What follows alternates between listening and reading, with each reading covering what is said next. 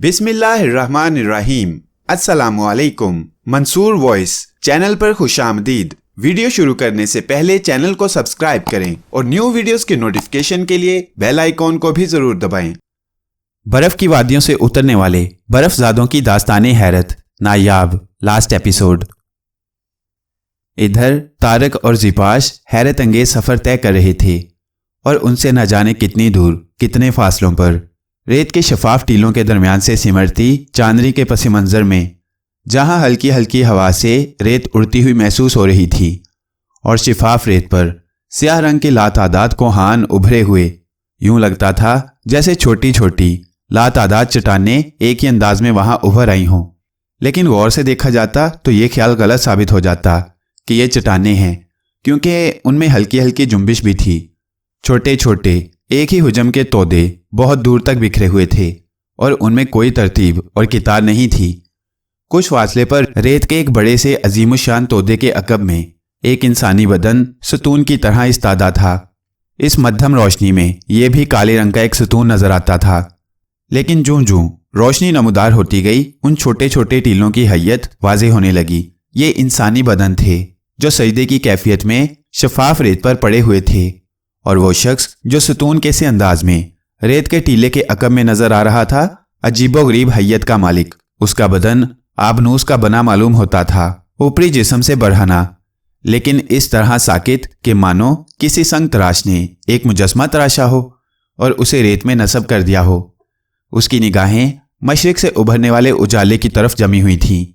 بدن پر رنگین نقش و نگار اور بڑے بڑے منکوں کی مالائیں آہستہ آہستہ جنبش کر رہی تھیں، اور وہ خاموش کھڑا شاید سورج کا منتظر تھا۔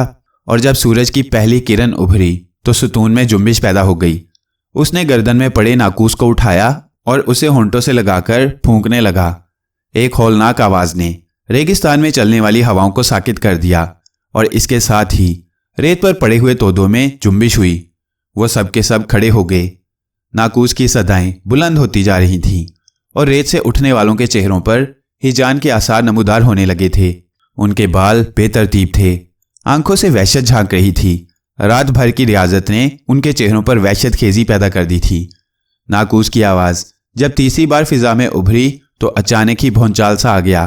ریت پر کھڑے ہوئے انسان نما جانوروں نے اچانک ہی چھلانگیں لگائیں اور چیختے چلاتے دوڑنے لگے، جبکہ ستون نما شخص اپنی جگہ سے ہٹ کر ایک بلند ٹیلے پر جا کھڑا ہوا۔ وہ ان دوڑنے والوں کو دیکھ رہا تھا جو زندگی کی بازی لگا کر ایک دوسرے پر سبقت لے جانے کی کوشش کر رہے تھے۔ تب اس کے موٹے کالے ہونٹوں پر مدھم سی مسکراہٹ ابھر آئی۔ وہ دوڑنے والوں کو دیکھتا رہا جو میدان میں بہت دور تک منتشر ہو گئے تھے، اور غالباً ان کی منزل وہ جگہ تھی جہاں پچھلی رات ایک انوکھا کھیل کھیلا گیا تھا۔ یہ وہی جگہ تھی جہاں طارق اور زیپاش کو وہ لڑکی ریت میں ملی تھی، اور ننھا سا بچہ اس کے قریب لیٹا ہوا دنیا کی عجیب و غریب روایتوں سے بے خبر ہواؤں کی آغوش میں جی رہا تھا۔ گو یہاں کا ایک ایک نقش مٹ چکا تھا، لیکن یہاں پہنچنے والوں نے جگہ کا صحیح تعین کیا تھا، اور اس جگہ پہنچ کر وہ حیران ہو گئے تھے۔ ان کی نگاہیں ریت کا جائزہ لے رہی تھیں۔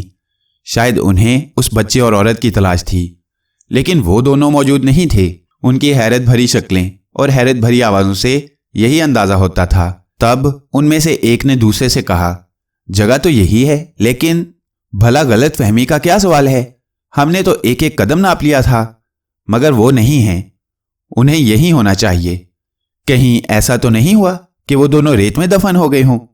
رات کو چلنے والی ہوائیں اتنی تیز نہیں تھیں، اور پھر کچھ تو نشان ملنا چاہیے تھا۔ تلاش کرو، بکھر کر تلاش کرو، ان کا ملنا ضروری ہے۔ اور اس کے بعد وہ سب منتشر ہو گئے۔ وہ ریت کے تودوں کو کریدتے پھر رہے تھے، ہر اس دھبے کی طرف دوڑ رہے تھے جو کسی اور وجہ سے بنا تھا، لیکن انہیں کچھ حاصل نہیں ہو رہا تھا۔ یہ تو ہو نہیں سکتا کہ وہ ریت سے نکل کر اور بچے کو لے کر چلی جائے۔ نہیں، ایسا نہیں ہو سکتا۔ اس کا ہوش میں آنا ممکن نہیں تھا۔ تو پھر آخر وہ گئی کہاں؟ کیا آسمان کی بلندیوں کی طرف پرواز کر گئی یا زمین کی گہرائیوں میں اتر گئی؟ یہ بات تو روح عظیم ہی جان سکتی ہے، ہم بھلا کیسے جان سکتے ہیں؟ بے وقوفو، روح عظیم نے یہ ذمہ داری ہمارے سپرد کی ہے، وہ ہم پر عذاب نازل کرے گی، اور اس کے بعد جو کچھ ہوگا تم تصور بھی نہیں کر سکتے۔ تب مقدس جہلام سے مدد لی جائے۔ जहलाम हमारे जिस्मों की खाल उतार देगा। उसे तलाश करो, वरना मुसीबतें हमारी मुंतजिर होंगी। और उनकी कोशिश जारी रही। सूरज का गोला आहिस्ता आहिस्ता फिजा में बुलंद होता जा रहा था और अब तेज रोशनी फैल गई थी। उधर वो शख्स जो सारी रात अपनी जगह पर पत्थर की तरह साकित खड़ा गुजरने वाले वक्त का इंतजार कर रहा था और जिसका नाम जहलाम था, अब खुद मुस्तरिब नजर आने लगा था। उसके मुंह से बुड़बुड़ाहटें निकल रही थीं। आ जाना चाहिए था, आखिर वो कहाँ रह गए। फिर अपनी जगह से जुम्बिश करके वो आगे बढ़ा और फासला तय करने लगा। दूर से उसे कुछ अफराद नजर आए जिनकी हालत बहुत खराब हो रही थी, जो रेत पर किसी की तलाश में भागे भागे फिर रहे थे। तब वो उनके करीब पहुंचे तो जहलाम ने कहा, तुम लोग क्या करते फिर रहे हो, वो कहाँ हैं? मुकद्दस जहलाम, एक अजीब वाकया हो गया है। क्या? लड़की और उसका बच्चा वहां मौजूद नहीं है। ख्याल है कि रात की गहराइयों में दफन हो गए, लेकिन उन गहराइयों को भी तलाश लिया गया, वो हमें वहां नहीं मिले। क्या बकते हो, इस सहराए अजीम में वो कहाँ जा सकते हैं? और भला उसकी क्या मजाल थी कि वो रेत की कब्र से निकल सके? और वो बच्चा? ओ, क्या तुम अपनी जिंदगी से आजिज आ चुके हो? क्या बकवास कर रहे हो? रूहे अजीम का कहर तुम्हें याद नहीं है? लेकिन हमारा कसूर नहीं है मुकद्दस जहलाम। तुम जानते हो कि हम भी चांद की इबादत में मसरूफ थे और उनके पास नहीं थे। हमने सूरज उस पर से गुजरते देखा और क्या मजाल किसी की कि गुजरते हुए सूरज की तपिश से जिंदा बच सके, लेकिन इसके बाद भी वो गायब है। तो तुम्हारा क्या ख्याल है, क्या आसमान से उतरने वाले या हवाओं में सफर करने वाले उसे ले गए? मुकद्दस जहलाम अजमतों का मालिक है, उसका दिल रोशनियों से चमकता है। वो जो सोच सकता है वो हम नहीं सोच सकते, और ये बात हमसे बेहतर जहलाम ही जानता है। और इसमें हमारा कसूर नहीं है कि मामूल के मुताबिक हम इबादत कर रहे थे और जहलाम इसका गवाह है। बेवकूफ़ो, ये वक्त इन बातों का नहीं है। अगर हम उसे तलाश ना कर सके तो हम पर रूहे अजीम का कहर नाजिल होगा, और तुम जानते हो कि वो माफ़ करने वालों में से नहीं है। फिर जहलाम की ज़हनी कैफियत भी खराब हो गई, यहाँ तक कि सूरज बुलंदियों पर पहुंच गया। वो खुद भी उन लोगों के साथ उस लड़की और बच्चे को तलाश कर रहा था, लेकिन हर कोशिश बेसूद साबित हुई। उनकी जुबानें प्यास से बाहर आने लगी थीं। उनके पास ना खाने का इंतजाम था ना पीने का, बस रेत के बगौले थे और रेत के टीलों में आवारागर्दी। यहाँ तक कि उनकी हालत बेहद खराब हो गई। सबके चेहरों पर मर्दनी छाई हुई थी। तब उनमें से एक ने कहा, हमसे कोई खता हो गई है, मुकद्दस देवता हमसे नाराज हो गए हैं और अब वो वक्त आ रहा है कि हमें आतिशी बगोलों से खाकस्तर कर दिया जाए। हम एक बड़ी तबाही से दो चार होने वाले हैं। जहलाम ने परेशान अंदाज में सबको देखा और इसके बाद वहां से आगे बढ़ गया। उसके चेहरे पर तारीकियां गर्दिश कर रही थीं और सूरज की तपिश आहिस्ता आहिस्ता बढ़ती जा रही थी, यहाँ तक कि रेगिस्तान आग का गोला मालूम होने लगा। लेकिन उनकी खुशकिस्मती थी कि उनका ये सफ़र ख़त्म हुआ और अब रेगिस्तान की दूसरी जानिब सब्ज़ाज़ार नजर आने लगा। चट्टानी सिलसिला शुरू हो गया था, लेकिन यहाँ भी वो सूरज की तपिश से महफूज नहीं रह सकते थे। हाँ, जब सूरज ने अपनी आखिरी हद मुकम्मल की तो वो उस नदी के किनारे पहुंच गए जो इस इलाके और सामने नजर आने वाले सरसब्ज़ो शादाब इलाके के दरमियान हद फासिल का काम देती थी।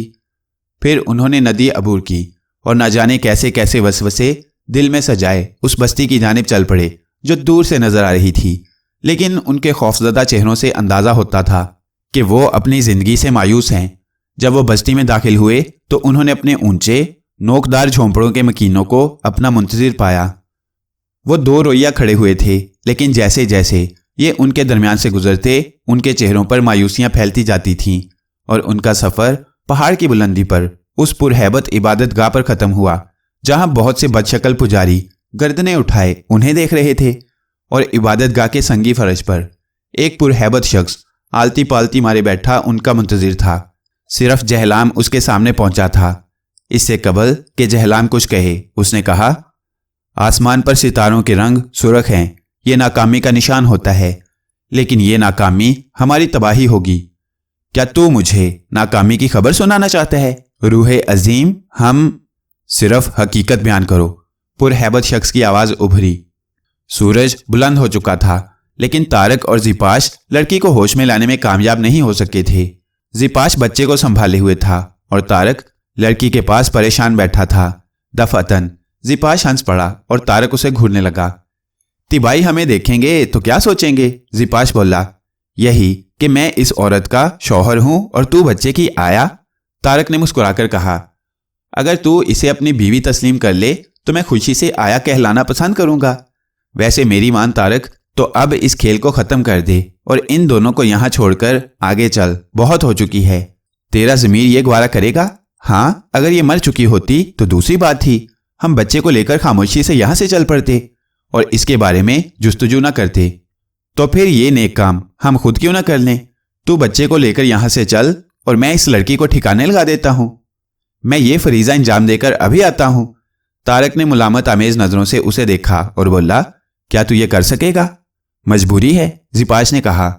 دیوتاؤں کی قسم، اگر اس وقت ایک پورا گروہ بھی اس لڑکی کے درپے ہوتا تو میں ان سے جنگ کرتا۔ طارق کا جملہ ادھورا رہ گیا۔ زپاش نے اس کی بات کاٹ کر کہا، او ادھر دیکھ، اسے دیکھ، وہ ہوش میں آ رہی ہے۔ طارق کو بھی احساس ہوا کہ لڑکی کا بدن جنبش کر رہا ہے۔ وہ جلدی سے لڑکی پر جھک گیا۔ لڑکی ہوش میں آ رہی تھی۔ پھر وہ گردن کو بے چینی سے پٹکنے لگی۔ اس کے بعد اس نے آنکھیں کھول دی، لیکن انداز ایسا تھا جیسے اسے کچھ نظر نہ آ رہا ہو۔ طارق اور زپاش اسے دیکھ رہے تھے۔ لڑکی بار بار آنکھیں بند کر کے کھول رہی تھی۔ غالباً وہ اپنی بینائی بحال کرنے کی کوشش کر رہی تھی۔ کچھ لمحوں کے بعد اس کی آنکھیں کھل گئیں۔ تب اس نے طارق کے چہرے پر نگاہیں جما دی۔ پھر جیسے اس کے ہوش و حواس بھی واپس آ گئے اور اس نے بے اختیار انداز میں گردن گھمائی۔ گردن کے سوا اس کے بدن کا کوئی حصہ شاید کام نہیں کر رہا تھا، لیکن بے چین نگاہوں نے اس کا مفہوم واضح کر دیا۔ تو طارق نے زپاش سے کہا، بچے کو ادھر لے آ، اور زپاش نے فوراً ہی عمل کیا۔ لڑکی کی نگاہیں بچے پر پڑیں تو اس کی آنکھوں نے اس طرح کا اظہار کیا جیسے وہ اسے قریب سے دیکھنا چاہتی ہو۔ طارق نے بچے کو زپاش سے لے کر اس کے پہلو میں لٹا دیا۔ لڑکی کی آنکھوں میں سکون کے آثار نظر آئے۔ اس نے شاید مسکرانے کی کوشش کی تھی، لیکن اس کے دھانے سے منہ کی لکیریں باہر نکل پڑیں اور طارق چونک کر اسے دیکھنے لگا۔ دفعتاً لڑکی کو ابکائی سی آئی اور اس کے بعد اس کے منہ سے جمے ہوئے خون کے ٹکڑے باہر نکل پڑے۔ اس کے منہ میں خون بھرا ہوا تھا۔ طارق اور زپاش کانپ کر رہ گئے۔ ایک لمحے میں انہیں اندازہ ہو گیا تھا کہ لڑکی کی زبان کاٹ دی گئی ہے۔ طارق کے ذہن میں جنون اترنے لگا اور اس کی خوفناک آواز ابھری، آسمان والوں کی قسم، جن کتوں نے یہ کام کیا ہے میں ان سب کو ان کی زبانوں سے محروم کر دوں گا۔ زپاش نے طارق کی گراہٹ سنی اور اس کا چہرہ دیکھا تو طارق اسے ایک درندے کی شکل میں نظر آیا۔ لڑکی کے ساتھ کیے جانے والے ظلم نے اسے دیوانہ کر دیا تھا۔ پھر آہستہ آہستہ وہ اپنے آپ پر قابو پانے لگا اور اس نے کہا، کسی پر اتنا ظلم کرنا قابل معافی نہیں۔ زندگی کا مفہوم صرف یہی نہیں زپاش کہ تم اپنی خوشیاں سمیٹتے پھرو۔ یہاں اس ویرانے میں دیوتاؤں نے ہمارے لیے ایک کام مقرر کر دیا ہے، اور وہ کام یہ ہے کہ اس کے بارے میں معلوم کریں اور جن لوگوں نے یہ سلوک کیا ہے ان سے اس کا انتقام لیں۔ آہ، ننھا سا بچہ جسے سورج کے نیچے گرم ریت پر مرنے کے لیے چھوڑ دیا گیا تھا۔ نہ جانے کون دیوانے ہیں وہ۔ لڑکی خاصی بہتر حالت میں نظر آ رہی تھی۔ یہ سمجھ میں نہیں آ رہا تھا کہ اب کیا کیا جائے۔ اب تو یہ تصور بھی ختم ہو گیا تھا کہ ہوش میں آنے کے بعد وہ اپنے بارے میں کچھ بتا سکے گی۔ طارق نے کہا، اس کا چہرہ پانی سے صاف کرو اور اسے بہتر کیفیت میں لانے کی کوشش کرو۔ دونوں مصروف ہو گئے۔ طارق نے ہمدردانہ انداز میں لڑکی کو سہارا دینے کی کوشش کی، لیکن اس کا بدن پتھرایا ہوا تھا۔ بمشکل تمام طارق نے اس کا چہرہ صاف کیا۔ لڑکی کی آنکھوں سے آنسو بہہ رہے تھے۔ طارق سرد لہجے میں بولا، لڑکی، تو جو کوئی بھی ہے ہم نہیں جانتے۔ ہم نے تجھے ریت میں دفن دیکھا اور تجھے تیرے بچے کے ساتھ یہاں لے آئے۔ ہمیں اندازہ ہو گیا ہے کہ تو بول نہیں سکتی، لیکن یہ اندازہ بھی ہو گیا ہے کہ تیرے ساتھ ظلم اور درندگی ہوئی ہے۔ لیکن اطمینان رکھ، ہمارے ہاتھوں تجھے کوئی نقصان نہیں پہنچے گا۔ ان الفاظ پر لڑکی کی آنکھوں میں تشکر کے جذبات ابھر آئے۔ پھر دوسرا واقعہ یہ ہوا کہ انہوں نے نخلستان کے عقبی حصے سے جو چٹانیں پھیلی ہوئی تھیں ایک شخص کو اس طرف آتے ہوئے دیکھا۔ دبلا پتلا بوڑھا شخص تھا، رنگ توے کی مانند سیاہ، لیکن بالوں کی سفیدی سیاہ و سفید کا امتزاج پیدا کرتی تھی۔ وہ ایک نہایت بوڑھا آدمی تھا جو اس طرف چلا رہا تھا۔ اس ویرانے میں کسی کا اس طرح نظر آ جانا دوسری حیرت کی بات تھی۔ وہ دونوں بوڑھے کو دیکھنے لگے۔ تب بوڑھا ان کے قریب پہنچا۔ اس قدر عمر رسیدہ ہونے کے باوجود اس کی آنکھوں میں جو چمک نظر آ رہی تھی وہ ناقابل یقین تھی۔ قریب پہنچ کر اس نے مسکراتی نگاہوں سے انہیں دیکھا، پھر بچے کو دیکھا، اور اس کے بعد دونوں ہاتھ سینے پر رکھ کر گھٹنوں کے بل جھکا اور اپنا سر زمین پر ٹکا دیا۔ طارق اور زپاش پیچھے ہٹ گئے تھے۔ تب طارق نے کہا، اے بزرگ، یہ کیا حماقت ہے؟ ہم تو عام سے انسان ہیں۔ हमें ये ताज़ीम देने की ज़रूरत नहीं। तू कौन है और यहाँ क्या कर रहा है? तुम दोनों का इंतज़ार सूरज के बेटो, तुम दोनों का इंतज़ार, बूढ़े ने जवाब दिया। क्या मतलब? तुझे हमारी आमद का इल्म कैसे हुआ? मैं मामूली शुद्ध-बुद्ध रखने वाला एक आम इंसान हूँ और तुम्हारा इंतज़ार कर रहा था। हम इस वक्त अजीब मुश्किल में गिरफ्तार हैं। तुम हमारी क्या मदद कर सकते हो? इस लड़की को यहाँ से ले चलो, सामने वाले गारों में। मैंने अपना मस्कन वहीं बना रखा है। आओ, मैं तुम्हें वहीं चलकर बताऊंगा। और यह हकीकत है कि मैं तुम्हारा ही मुंतज़िर था, इस बात पर शक न करना। ये बात मैं बताऊंगा तुम्हें कि मुझे तुम्हारा इंतज़ार क्यों था। एक बार फिर उन्हें मुशक्कत करना पड़ी। बच्चे को प्यार से गोद में उठाकर बूढ़े के हवाले किया गया और तारक और जिपाश लड़की को लेकर गार में पहुंच गए। ठंडे और कुशादा गार में घास के बिस्तर बने हुए थे। उनमें से एक पर लड़की को लिटा दिया गया और बूढ़े ने कहा, मैं ऐसी जड़ी बूटियों का इंतजाम करके लाता हूं जो इस लड़की के जख्म को तकलीफ से पाक कर दें। यह जख्म कुछ वक्त के बाद ठीक हो जाएगा। क्या ये बोलने के काबिल नहीं हो सकती? हम मालूम करना चाहते हैं कि ये जुल्म इस पर किसने किया। ये नहीं बता सकेगी तुम्हें, लेकिन मैं बताऊंगा। तारक और जिपाश इंतजार करने लगे। पुरस्कार बूढ़ा यहाँ बिल्कुल तन्हा था। काफी देर के बाद वो आया तो अपने साथ जड़ी बूटियों के अंबार लाया। जड़ी बूटियों का अर्क निकालकर उसने लड़की के मुंह में टपकाया और फिर बोला, अब ये गहरी नींद सो जाएगी, जागेगी तो बेहतर हालत में होगी। ये कुछ फल हैं जो खास अहमियत के हामिल हैं। इनका रस बच्चे को जिंदगी दे सकता है और तुम्हारे लिए भी कुछ लाया हूं। तमाम जरूरियात से फारिग होने के बाद उन्होंने बूढ़े से सवाल किया तो वो बोला, मेरा नाम सराहा है और मैं बहुत पहले यहीं से थोड़े फासले पर एक बस्ती में रहता था। वो बस्ती जो अब गुनाहों का मस्कन बन गई है। मेरे बच्चों, नेकियों के खिलाफ बुराई की जिद्दोजहद अजल से जारी है। इंसान ये भूल जाता है कि वो सहरा में उठने वाले एक कमज़ोर बगोले की मानिंद है जो एक लम्हे में बुलंद होकर अपनी तेज़ी और तुंदी को अपनी कुव्वत समझकर हर शय को खसो खाशाक की मानिंद बहाकर ले जाना चाहता है। लेकिन फिर हवाओं का जोर टूटता है और ये बगोला खुद फना हो जाता है। बस इक़्तिदार की हवस, इंसान को अपना गुलाम देखने की ख्वाहिश इंसान के दिल में दीवानगी जगाती रहती है और ये आबादियां ऐसी ही दीवानगी का शिकार हैं। वो जो रब्बे अजीम की इबादत करते थे अब इबादत के नाम पर गुनाहों के मीनार बन रहे हैं। मैं उन नाकारा इंसानों का तज़किरा कर रहा हूं जो सोचते हैं कि अपने जैसे इंसानों को अपना गुलाम बनाकर उनसे अपने अहकामात की पाबंदी कराएं और जो ज़िंदगी उन्हें हासिल हुई है उसमें वो सुकून से जी सकें। तो ऐसे ही अफराद इस वक्त एक गिरोह बनाए हुए हैं और ये साहिब कुव्वत हैं। ये मासूम इंसानों की बस्ती में फैल गए हैं और उन्होंने उन रूहानी पेशवाओं को कत्ल कर दिया है जो सचमुच नेकियों का दरस देते थे। और वो सब कुछ किया है उन्होंने जो उन्हें नहीं करना चाहिए था। और बस्ती के लोग उनकी कुव्वतों से मरूब होकर उनके हमनवा होते जा रहे हैं। और मैं सराहा एक ऐसा ही मामूली सा इबादत गुजार हूँ जो पुश्त दर पुश्त अपने दादा परदादा से ये सीखता आया था कि आने वाले वक्त का इल्म क्या होता है। और जब बुराइयां तूफानी शक्ल इख्तियार कर गईं तो मेरे इल्म ने मुझे बताया कि रहनुमा सितारे बर्फ़ की वादियों से नमूदार होंगे और तवील फासले तय करके यहाँ तक पहुँचेंगे और यही उन बदकार जादूगरों का सफाया करेंगे जो अपने अमल और शैतानी हरकतों से इंसानों को इस बुरे हाल तक पहुँचाने की कोशिश कर रहे हैं जहाँ उनके पास संभलने का कोई जरिया ना रहे। और वो अलामतें जो मेरे इल्म ने मुझे बताई तुम्हारे अंदर मौजूद हैं।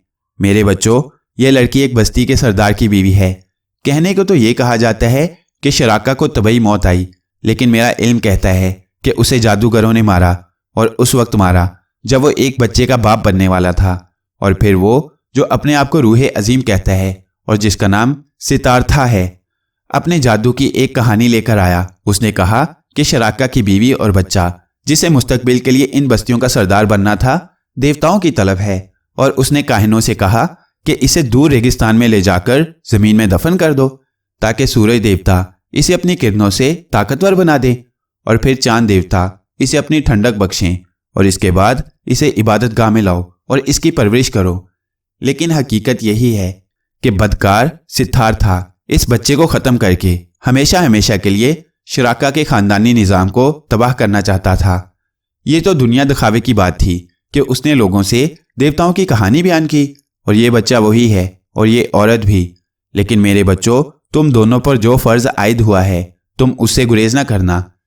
ان بستیوں میں جا کر تمہیں ان جھوٹے جادوگروں کو ختم کرنا ہے جو اپنی چالاکی سے اپنا برائی کا نظام زیادہ سے زیادہ پھیلاتے جا رہے ہیں، اور اگر ایسا نہ ہوا تو بالآخر ایک دن خون کی ندیاں بہہ جائیں گی، اور پھر اس کے بعد جو ٹوٹے پھوٹے لوگ بچے رہیں گے وہ ان کاہنوں کے غلام ہوں گے، اور ان آبادیوں میں ان کا مال و اسباب ان کی اور ان کے پیروکاروں کی ملکیت ہوگا۔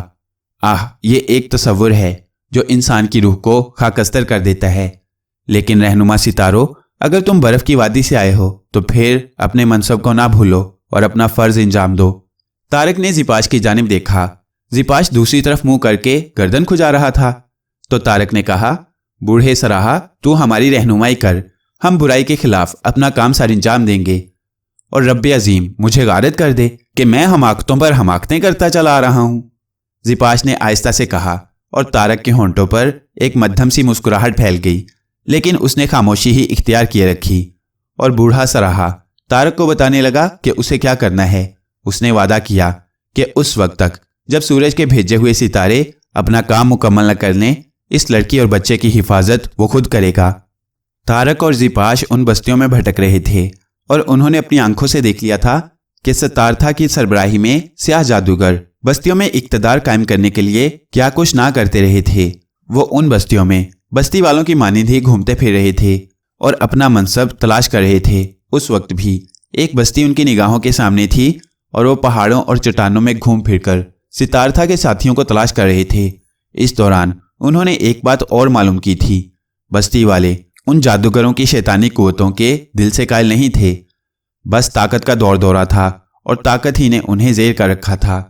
طارق اور زیپاش مسلسل اپنی کوششوں میں مصروف تھے۔ اس وقت وہ کچھ ایسے جادوگروں کا تعاقب کر رہے تھے۔ گھوڑے کہیں محفوظ جگہ پر چھوڑ دیے گئے تھے، اور طارق کچھ کاہنوں کا تعاقب کرتے ہوئے ایک ایسی چٹان تک پہنچا جو کافی بلند تھی، لیکن اوپر چڑھنے کا راستہ اس میں موجود تھا۔ وہ دونوں اس چٹان پر چڑھ کر راستے طے کرنے لگے، پھر کچھ آہٹوں کو سن کر رک گئے۔ چند لمحے وہ آہٹیں جاری رہیں، پھر جب وہ معدوم ہو گئیں تو وہ آگے بڑھے اور اس روشنی کے قریب پہنچ گئے جو پہاڑی رخنوں سے نکل رہی تھی۔ دفعتاً طارق نے زیپاش کو پوشیدہ ہونے کا اشارہ کیا۔ وہ ان سایوں کو دیکھ رہا تھا جو چھپنے کی کوشش میں مصروف تھے۔ پھر نہ جانے اس کے ذہن میں کیا خیال آیا کہ وہ آہستہ آہستہ اپنی جگہ سے رینگتا ہوا ایک دوسری چٹان کے عقب میں پہنچ گیا، پھر یہاں سے احتیاط کے ساتھ تیزی سے آگے بڑھا، اور اس کے بعد ان سایوں سے اس کا فاصلہ کم ہوتا چلا گیا جو ایک بڑی سی پتھریلی چٹان کی سیل کی آڑ میں موجود تھے۔ 6-7 افراد جو بڑے بڑے لبادوں میں ملبوس اور گلے میں انسانی ہڈیوں کی مالائیں پہنے ہوئے تھے۔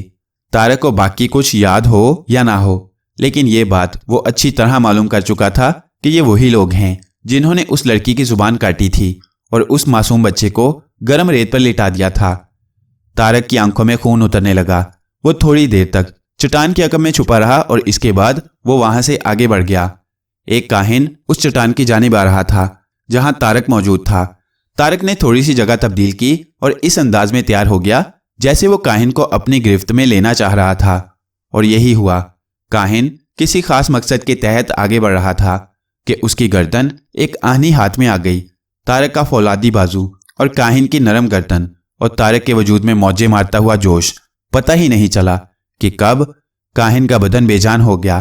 طارق نے اسے وہیں لٹایا اور اپنا کلہاڑا لے کر ادھر ادھر دیکھنے لگا۔ اب وہ کوئی ایسی سمت اختیار کر کے اس چٹان کے سامنے کے حصے تک پہنچنا چاہتا تھا جس کے پیچھے بقیہ کاہن موجود تھے۔ کچھ لمحوں کے بعد وہ آگے بڑھا اور ان کاہنوں کے عقب میں پہنچ گیا۔ وہ تو اس وقت چونکے تھے جب طارق چٹان کے اوپر سے گزر کر ان کے سروں پر آ گیا، اور اس کے کلہاڑے نے ان میں سے ایک کے سر کی ہڈی کاٹ کر گردن تک پہنچا دی۔ اس کی چیخ بھی نہ بلند ہو سکی تھی، لیکن باقی کاہن چونک پڑے تھے۔ انہوں نے سنبھلنے کی کوشش کی، لیکن طارق کا خون آلود کلہاڑا ان میں سے ایک کے سینے پر پڑا اور اس کے حلق سے دل دوز چیخ نکل گئی۔ باقیوں نے طارق سے نمٹنے کی کوشش کی، لیکن عقب میں دوسری بلا موجود تھی، یعنی زیپاش۔ ایک طرف طارق نے ان دونوں افراد کی گردنیں اپنے بازو میں بھینچ لی تھیں جو اس کے قریب پہنچے تھے، اور ان کے سر پوری قوت سے ٹکرا دیے تھے، تو دوسری طرف زیپاش کا خنجر ان کے بدن سے ہلا رہا تھا اور وہ بے جان ہو رہے تھے۔ طارق نے اپنا کلہاڑا سیدھا کیا اور اس کا سیدھا حصہ اپنے سامنے والے کاہن کے سر پر مارا، اور تڑاکے کی آواز کے ساتھ اس کے سر کی ہڈی بے شمار حصوں میں تقسیم ہو گئی۔ آخری کاہن نے بھاگنے کی کوشش کی لیکن خود اپنے لبادے میں الجھ کر گر پڑا، اور اس کے بعد اسے یہ بھی پتہ نہ چل سکا کہ اس کی گردن کیسے اس کے شانوں سے جدا ہو کر دور جا پڑی۔ تمام کاہن موت کی آغوش میں پہنچ گئے تھے اور اس کے بعد یہ دونوں خاموشی سے وہاں سے چل پڑے۔ انہوں نے اپنے کام کا آغاز کر دیا تھا اور اس انداز میں کہ کسی کو کانوں کان خبر نہ ہو۔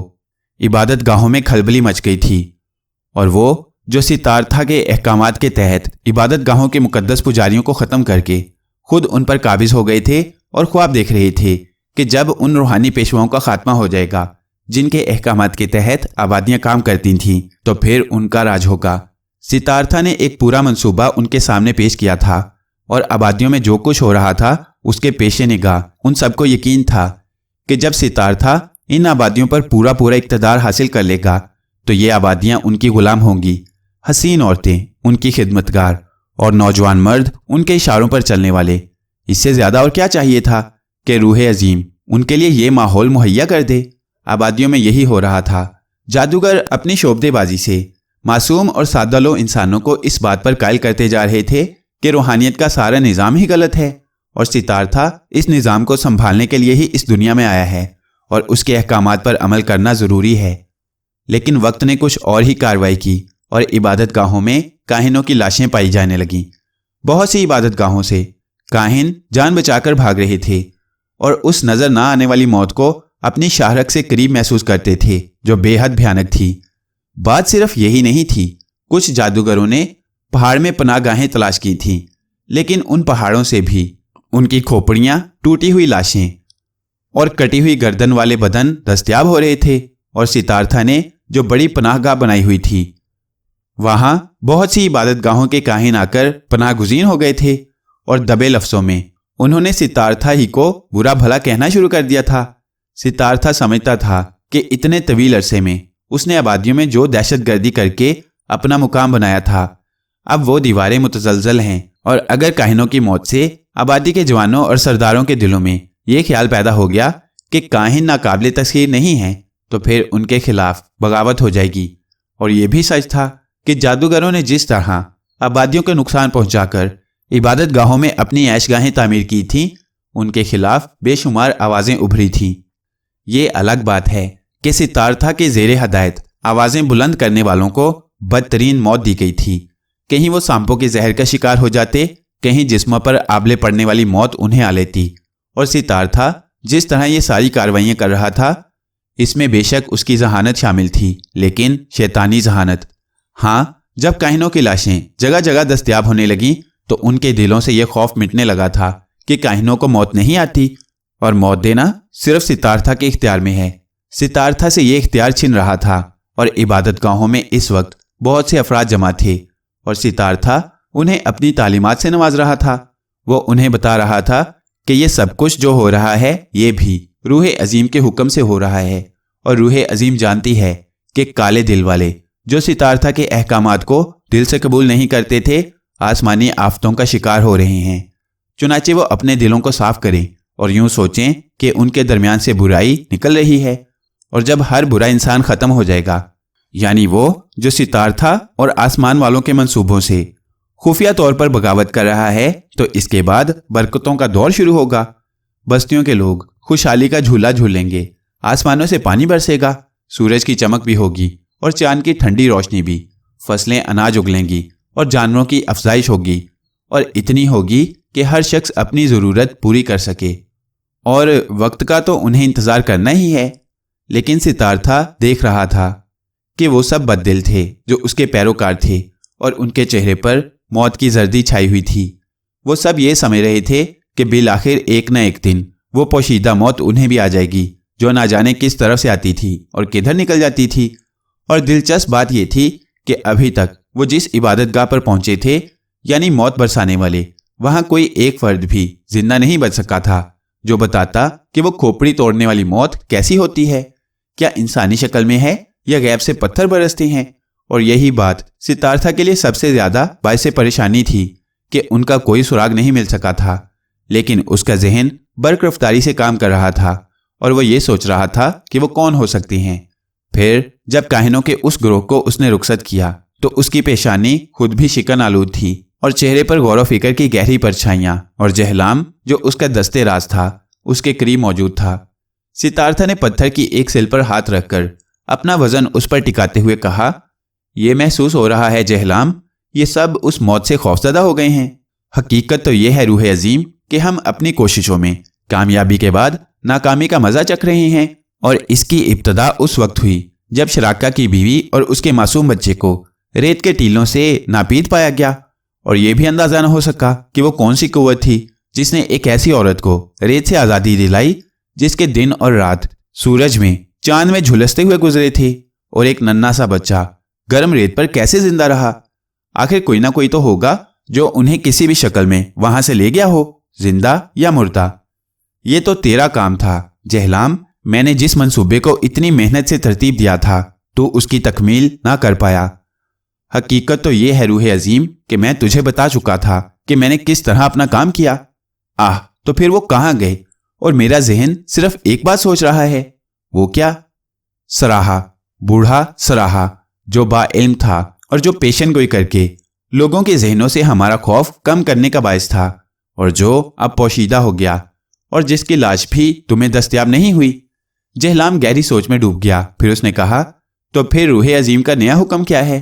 काहिन बदल हो रहे हैं और ऐन मुमकिन है कि वो इबादत गाहों का रुख करने के बजाय अपने लिए पनागाहें तलाश करें। लेकिन ये तो पता चले कि आखिर वो कौन है। बूढ़ा सराहा तो अपने जिस्म में ऐसी कुव्वत नहीं रखता कि ये सब कुछ कर सके। रूह अजीम का इल्म हर चीज पर हावी है। हम तो खुद उससे इस बात के ख्वाहिशमंद हैं कि वो इबादत गुजारों के कातिलों का इंकिशाफ करे। देखना होगा। लेकिन जहलाम, एक ग्रोह ऐसा बना जो सिर्फ ये काम करे कि उन लोगों को तलाश करे और इबादत गाहों के दरमियान गश्त करता रहे, और जब भी ये अंदाजा लगा ले कि अमल करने वाला कौन है, फौरन उसके खिलाफ कार्रवाई करने के बजाय मुझे इतला दे, और तुझे यही काम करना है। रूह अजीम के हुक्म की पाबंदी जहलाम का फर्ज है, सो मैं ऐसे अफराद का एक ग्रोह लेकर उनकी तलाश के लिए निकलता हूं। जा, हम तेरी कामयाबी के मुंतजिर हैं, सितारथा ने कहा, और इसके बाद खड़े खड़े आंखें बंद कर लीं। जहलाम उसे मायनेखेज निगाहों से देखता हुआ बाहर निकल गया। गालिबन उसे खुद भी एहसास हो गया था कि रूहानी पेशवा, वो जो आसमानों की खबर लाता है, खुद भी इतना ही परेशान है जितना दूसरे, और उनकी परेशानी बरहक थी। खानकाहों, इबादत गाहों और कुर्बान गाहों में अब आम लोगों की बजाय काहिन कत्ल हो रहे थे। वो जिन्हें यकीन दिलाया गया था कि बहुत जल्द ऐसा वक्त आएगा जब वो अपनी मुमलिकत में आज़ाद होंगे और आबादियों में कोई ना होगा जो उनका मद्दे मुकाबिल हो। बस्तियों में रहने वालों के मालो असबाब और उनकी इज्जत व आबरू इन्हीं काहिनों की मलकियत होगी, और इस हसीन मुस्तकबिल के हसूल के लिए उन्हें जिद्दोजहद करनी है। वो खानकाहों और इबादत गाहों में फैल जाएं और बस्तियों को अपनी गुलामी में लाएं। लेकिन ना जाने कौन सी रूहें उनके दरमियान दाखिल हो गई थीं। आबादी वालों की तो मजाल नहीं थी कि वो उन काहिनों के खिलाफ कुछ कर सकें। वो किसी आबादी में नमूदार हो जाते तो पूरी बस्ती सुकूत में डूब जाती थी। लेकिन ये सुकूत अब इबादत गाहों में कायम हो गया था, और ये इबादत गाह जो तारक और जिपाश को दूर से नजर आती थी, मिट्टी, चूने और घास से बनाई गई थी, लेकिन बेहद वसी और इतनी मजबूत कि इतनी बड़ी इबादत गाह का तस्वुर भी नहीं किया जा सके। वो खामोशी से एक जगह पोशीदा हो गए। काम उनका यही था कि खानकाहों का रुख करते और उनमें दाखिल होकर वहां मौजूद काहिनों को कत्ल कर देते। जिपाश बेशक तारक का साथ दे रहा था, लेकिन कार्रवाई तारक की ही होती थी। फिर वो उस इबादतगाह में दाखिल होने का रास्ता तलाश करने लगे, और जब रात का आखिरी पहर गुजरा तो वो खानका के अंदर दाखिल हो गए। उन्होंने काहिनों जैसा ही लिबास पहना हुआ था जो उन्हें दो मुर्दा काहिनों से हासिल हुआ था, और इस लिबास ने उनका बड़ा साथ दिया था। चुनाचे अंदर दाखिल होने में उन्हें कोई दिक्कत पेश नहीं आई। अंदर बहुत वसी और इस जगह फैली हुई थी, लेकिन दूर दूर तक सन्नाटा छाया हुआ था। सिर्फ इक्का दुक्का काहिन नजर आ रहे थे जो पुरिसरार रूहों की मानिंद इधर से उधर गर्दिश कर रहे थे। वो लोग अंदर ही अंदर आगे बढ़ने लगे। बड़ी अनोखी जगह थी और कुछ इस अंदाज में बनाई गई थी कि सिमतों का अंदाजा मुश्किल हो रहा था। सुरंगों के जाल बिछे हुए थे और ये फैसला करना मुश्किल हो रहा था कि किसी सुरंग में जो शाखें फूट रही हैं उनमें से कौन सी शाख कहाँ निकलती है। वो इस अजीबोगरीब तामीर का भी जायजा ले रहे थे। रास्ते में उन्हें कई काहिन मिले थे, लेकिन किसी ने उनसे कोई सवाल नहीं किया था। उन दिनों वो ऐसी उदासी का शिकार थे कि एक दूसरे से बात करना भी गवारा नहीं करते थे। बहरहाल वो आगे बढ़ते रहे اور بہت سے راستوں سے گزرتے رہے۔ پھر ایک جگہ انہیں 2 کاہن نظر آئے اور طارق نے اپنا شکار تاک لیا۔ یہاں آس پاس کوئی نہ تھا اور دونوں کاہن بھی کچھ ایسی ہی کیفیت کا شکار تھے، تاہم انہوں نے گردنیں اٹھا کر ان دونوں کو دیکھا اور انہوں نے مخصوص انداز میں ہاتھ سیدھے کر کے فضا میں بلند کیے، پھر نیچے جھکا دیے۔ تبھی وہ دونوں ان کے پاس پہنچ گئے اور ان میں سے ایک نے کہا، کیا کر رہے ہو تم لوگ یہاں؟ ہم اپنا کام کرنے کے لیے یہاں پہنچے ہیں۔ آسمان سے ہمیں ایک منصب سونپا گیا ہے اور اسے انجام دینا ہی ہمارا فرض ہے۔ طارق نے اچانک ہی اپنے جبے سے کلہاڑا نکال لیا، اسے فضا میں بلند کیا اور الٹی سمت سے پکڑ کر اس میں سے ایک کی ہڈی پر دے مارا۔ طارق کے بازو کی قوت کاہن کی کھوپڑی بھلا کیا تاب لا سکتی تھی۔ دوسرے کاہن نے طارق پر حملہ کرنے کی کوشش کی تو طارق نے سیدھا ہاتھ اس کی گردن پر مارا اور اس کی گردن شانوں سے اتر کر دور جا پڑی۔ طارق اچھل کر پیچھے ہٹ گیا تھا تاکہ اس کا جسم خون آلود نہ ہو جائے۔ پھر دونوں کاہنوں کی لاشوں کو اس نے دیوار کے ساتھ سیدھا لٹا دیا اور دور پڑی ہوئی کھوپڑی اس کے شانوں کے ساتھ رکھ کر خاموشی سے زپاش کا ہاتھ پکڑ کر آگے بڑھ گیا۔ کلہاڑا پھر اس نے اپنے لباس میں چھپا لیا تھا۔ زپاش کچھ عجیب سے انداز میں مسکرا رہا تھا۔ ابھی زپاش کچھ کہنے ہی والا تھا اور وہ لوگ چند قدم ہی آگے بڑھے تھے کہ ایک اور کاہن نمودار ہو گیا۔ اس نے چونک کر ان دونوں کو دیکھا اور بولا، یہ ممنوع جگہ ہے، تم ادھر کیسے نکل آئے؟ غلطی سے، لیکن ذرا اس طرف چل کر دیکھو وہاں کیا ہے۔ کیوں، کیا ہوا؟ کاہن نے بے اختیار پوچھا اور طارق نے اس کے لیے راستہ چھوڑ دیا۔ کاہن گردن جھکا کر اس سرنگ میں داخل ہو گیا جہاں وہ دونوں لاشیں پڑی ہوئی تھیں۔ پھر جب اس نے ان لاشوں کو دیکھا تو کام کر رہ گیا۔ اس کی نگاہیں طارق اور زپاش کی جانب اٹھیں اور اس نے کہا، یہ کیسے ہو گیا؟ ایسے، طارق نے کہا اور کلہاڑا نکال لیا۔ کاہن کے حلق سے آواز نکلنے ہی والی تھی کہ طارق کا کلہاڑا پوری قوت سے اس کی پیشانی پر پڑا اور کاہن ایک چیخ کے ساتھ زمین پر الٹ گیا۔ طارق نے اپنا پاؤں اس کی گردن پر رکھ دیا تھا، پھر اس نے پوری قوت سے اس کی گردن پاؤں سے رگڑی اور کاہن مچھلی کی طرح تڑپنے لگا۔ چند لمحات کے بعد اس کا بدن ساکت ہو گیا۔ زپاش نے پریشان لہجے میں کہا، اگر تجھے قتل و غارت گری کا اتنا ہی شوق ہے تو جو تیرا دل چاہے کر، میں باہر اس جگہ تیرا انتظار کروں گا جہاں ہمارے گھوڑے بندھے ہوئے ہیں۔ طارق کے ہونٹوں پر مسکراہٹ پھیل گئی۔ زپاش در حقیقت عاجز آ چکا تھا۔ وہ وہاں سے نکلا اور اس جگہ پہنچ گیا جہاں انہوں نے گھوڑے چھوڑ دیے تھے۔ پھر کافی دیر کے بعد خون میں ڈوبا ہوا طارق اس کے پاس پہنچا تو زپاش نے اسے دیکھتے ہوئے کہا، صرف ایک بات کا جواب دے، کیا تو زخمی ہو گیا ہے؟ نہیں۔ او، گویا یہ خون؟ ہاں، یہ گندا خون ہے ان کاہنوں کا جنہوں نے انسانوں کو نقصان پہنچانے کی قسم کھائی ہوئی ہے۔ کیا اب بھی کچھ کاہن زندہ ہیں؟ اگر وہ زندہ ہوتے تو میرا کام ابھی ختم نہیں ہوتا۔ زپاش نے دونوں ہاتھوں سے سر پکڑ لیا، پھر وہ بولا، اس خون آلود لباس کے ساتھ اب آگے کا سفر کیسے کرے گا؟ اس کا انتظام میں نے کر لیا ہے، طارق نے کہا اور اپنے بغل میں دبا ہوا ایک جبہ زپاش کے سامنے ڈال دیا اور پھر خون آلود جبہ اپنے بدن سے اتار کر اپنے بدن کے ان خون میں بھیگے ہوئے حصوں کو صاف کرنے لگا جو کاہنوں کے خون سے آلودہ ہو گئے تھے۔ زپاش ایک گہری سانس لے کر بولا، اور اگر تشمک یہ اظہار کر دیتا کہ وادی سے نکلنے کے بعد تیری یہ کیفیت ہوگی، اور اگر مجھے اس بات کا علم ہوتا کہ آسمانوں سے گرنے والی چمک سے تیار کیے ہوئے کلہاڑے کو اتنا خون درکار ہوگا تو رب عظیم کی قسم میں کبھی یہ کلہاڑا تیار نہ کرتا۔ طارق مسکرا دیا تھا۔ میں پوچھتا ہوں کہ آخر تجھ پر یہ خون ریزی کیوں سوار ہو گئی جبکہ تباہیوں میں تو سب سے رحم دل اور نیک نوجوان تھا؟ شاید گوہام جیسے بدنیت انسان سے پہلی بار مقابلہ کر کے تیرے دل میں یہ سیاہی قائم ہوئی ہے۔ اگر تو اسے دل کی سیاہی کہتا ہے تو مجھے اس سیاہی پر ناز ہے۔ گوہام سے میں نے ظلم کے خلاف جنگ کی تھی اور دیوتاؤں سے کامیابی مانگی تھی۔ یہاں بھی میں ظلم کے خلاف صف آ رہا ہوں اور دیوتاؤں سے کامیابی مانگتا ہوں۔ مگر روکس نے تجھے صرف ان علاقوں کی سیر کے لیے بھیجا تھا اور کہا تھا کہ ان آبادیوں میں تباہیوں کے لیے مقام تلاش کر۔ تو نے یہاں ایک باقاعدہ خوفناک جنگ کا آغاز کر دیا، وہ بھی دوسروں کے لیے۔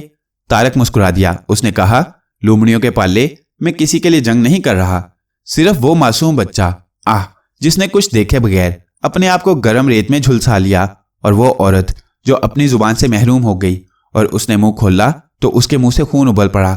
اے بیوقوف، ہم تو پہلے بھی انسانوں کو نقصان پہنچانے والے بھیڑیوں سے لڑتے رہے ہیں۔ یہ کالے لباس والے بھیڑیے ان بھیڑیوں سے زیادہ خونخوار ہیں۔ یہ مرتے نہیں مارتے ہیں اور انہیں مارنے کا ثواب میں نہیں کھونا چاہتا۔ افسوس، تجھ میں عقل کی کمی ہے اور میں بیوقوف نہیں اس کی وجہ یہ ہے کہ تیری پرورش لومڑیوں نے کی تھی اور میں نے بھیڑیوں کا گوشت کھایا ہے، تارک نے کہا۔ عقل اور وحشت میں کیا فرق ہے؟ زیپاش نے پوچھا۔ تو اپنے آپ کو بہت عقل مند سمجھتا ہے نا؟ ہاں میں ہوں، اور اگر میری عقل ان کاہنوں کے خلاف صف آرا ہو جائے تو پھر انہیں زمین کے کسی گوشے پر پناہ نہیں ملے گی۔ بزدل، تو صرف باتیں بنانا جانتا ہے۔ اگر تیرے دل میں اس معصوم بچے کے لیے گداز نہیں ابھرتا تو تجھ پر لعنت ہے۔ زیپاش منہ پھیر کر مسکرانے لگا تھا۔ ادھر یہ کہانی چل رہی تھی اور ادھر تبائیوں کی آبادی میں شمبان اپنے لوگوں کی بہتری کے لیے سرگرداں تھا۔ دل کے زخم کو اس نے اپنی روح میں چھپا لیا تھا، جس میں گوہام کی طرف سے ہونے والی کارروائی کے نتیجے میں ہر وقت کسک ہوتی رہتی تھی۔ گوہام اس کا بیٹا اسے قتل کرنے کے درپے تھا۔ آخر بستی والے سوچتے تو ہوں گے کہ شمبان نے کس ناک کو جنم دیا تھا جس نے باپ ہی کو ڈسنے کی کوشش کی تھی۔ کیا سوچتے ہوں گے لوگ؟ وہ راتوں کی نیند کھو بیٹھا تھا۔ آرام دہ بستر کانٹوں بھرا معلوم ہوتا تھا۔ اس دن بھی وہ سارا دن بے چین رہا تھا، اور جب بے چینی عروج کو پہنچ گئی تو وہ اپنے دوست روکس کے پاس جا پہنچا۔ روکس اس وقت کہیں جانے کی تیاریاں کر رہا تھا۔ شمبان کو دیکھ کر چونک پڑا۔ کیا بات ہے میرے دوست، تم بہت پریشان نظر آ رہے ہو۔ شمبان کی آنکھوں سے آنسو امڑ آئے۔ وہ اپنے دل کی بات اپنے بہترین دوست سے کہہ بھی نہیں پا رہا تھا۔ پھر اس نے خود کو سنبھالتے ہوئے کہا، تارک کو تم نے کیا ہدایات دی ہیں؟ روکس چونک کر اسے دیکھنے لگا۔ ایک لمحے میں اسے اندازہ ہو گیا کہ شمبان جو کچھ کہنا چاہتا ہے وہ الفاظ نہیں ہیں۔ تاہم اس نے دوست کی دل جوئی کے لیے کہا، میں نے اسے کوئی ہدایت نہیں دی۔ وہ جوان ہو چکا ہے، صاحب عقل بھی ہے اور توانا بھی۔ میری زندگی بھی آبادیوں کی تحقیق میں گزری ہے، اور میں یہ چاہتا ہوں کہ میرا بیٹا بھی تباہیوں کے لیے بہتری کے راستے تلاش کرے۔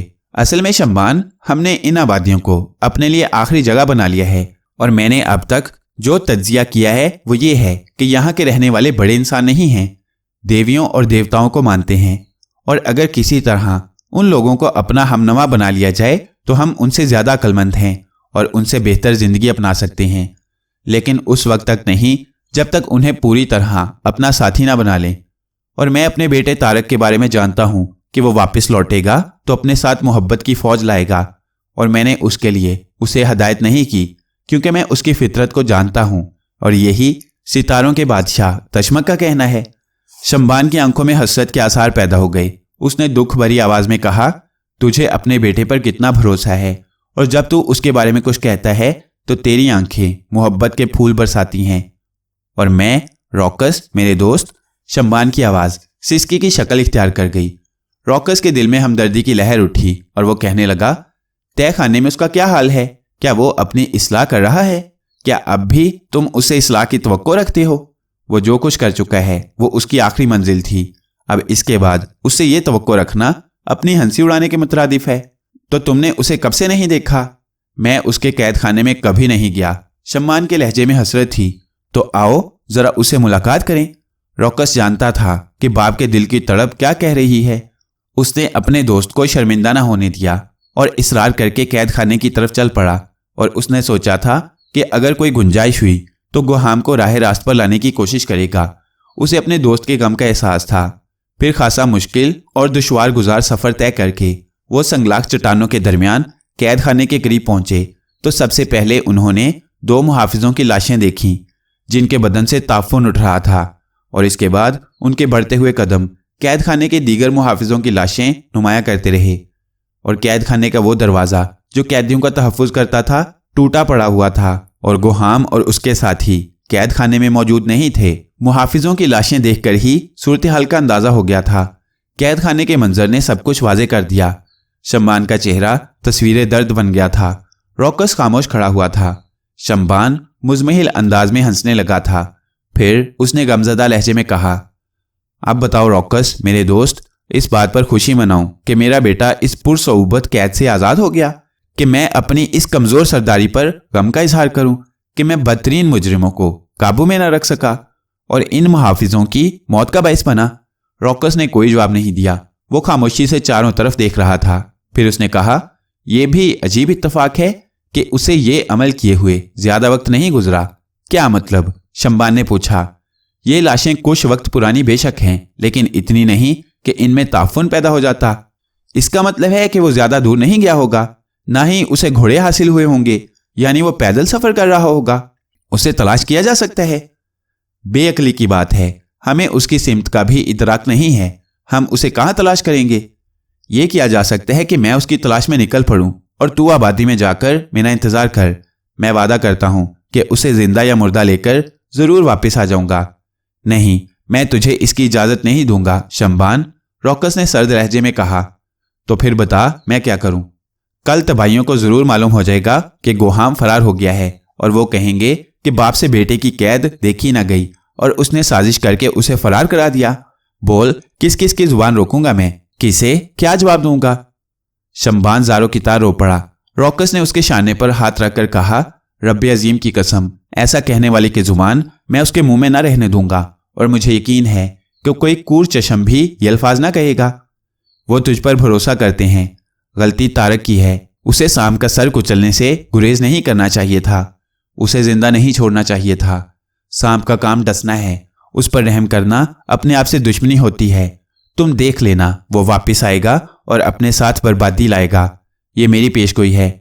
اور تم جانتے ہو روکس کہ مجھے نہ اپنی سرداری سے دلچسپی ہے نہ اپنی زندگی سے، لیکن تبائی میرے کسی گناہ کا شکار ہوں، یہ میرے لیے بڑے کرب کی بات ہے۔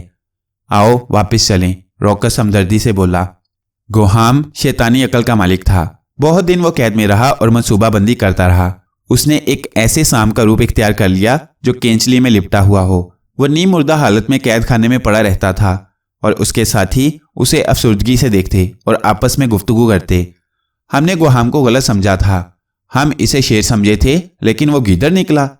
طارق سے وہ ہمیشہ خوفزدہ رہتا تھا اور اس کا خوف بجا تھا۔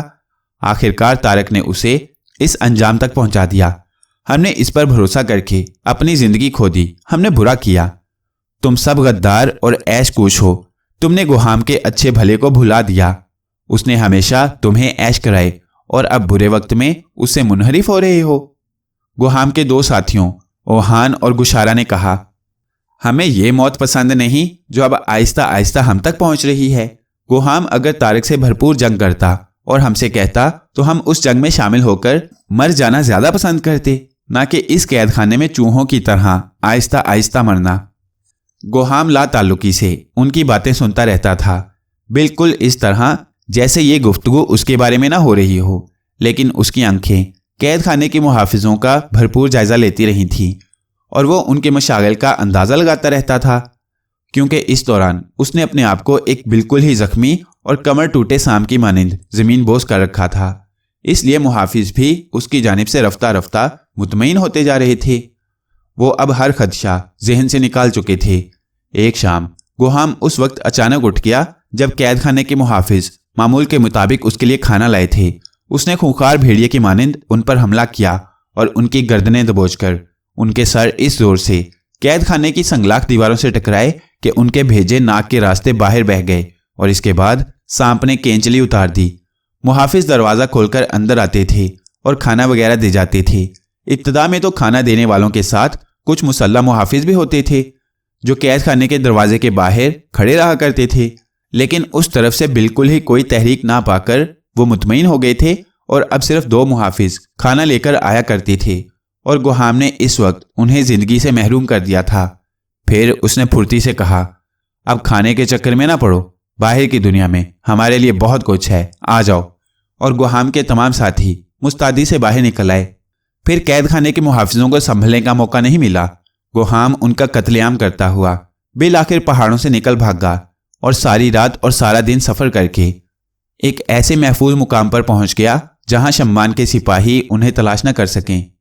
سب کے سب شدید حیران تھے۔ گوہام اب اپنی اصلی شکل میں تھا۔ کچھ وقت آرام کرنے کے بعد اس نے پھر جنگلوں کا رخ اختیار کیا، اور جنگلوں کے انتہائی گھنے حصے میں پہنچنے کے بعد اس نے اپنے ساتھیوں کو حکم دیا کہ مضبوط درختوں کی لکڑیاں توڑ کر ان کی سیدھی شاخیں حاصل کی جائیں اور ان کے سرے نوکیلے کر کے انہیں بھالوں کی شکل دی جائے۔ ساتھی انگشت بدنداں تھے، لیکن رہائی کے احساس نے انہیں مستعد کر رکھا تھا۔ چنانچہ وہ سب مسلح ہو گئے۔ سب سے پہلے 3 شاندار نیزے تیار کیے گئے۔ گوہام نے ان تینوں نیزوں کو دیکھا، پھر ان میں سے ایک اوہان کو دیا، دوسرا گشارہ کو، اور تیسرا خود اپنے ہاتھ میں پکڑ کر بولا، میرا خیال ہے کہ ہم ان نیزوں کو آزما لیں، اور اوہان اور گشارہ جو کچھ میں کروں تمہیں بھی وہی کرنا ہے۔ اوہان اور گشارہ کچھ سمجھ نہیں پائے تھے، लेकिन जब गोहाम का नेज़ा अपने ही एक साथी के हलक में पेवस्त होकर गर्दन से बाहर निकल गया तो ओहान और गुशारा ने भी वही किया और साथी शस्त्र रह गए। फिर सिर्फ ओहान और गुशारा बाकी बचे। गोहाम ने बाकी साथियों को मौत की नींद सुला दिया था। उसने कहा, तादाद जितनी कम हो उतनी ही बेहतर होती है। ये वो लोग थे जो मेरे लिए बड़ी बड़ी बातें करते थे, और ये तुम हो जिन्हें मैंने अपने दोस्तों में शुमार किया।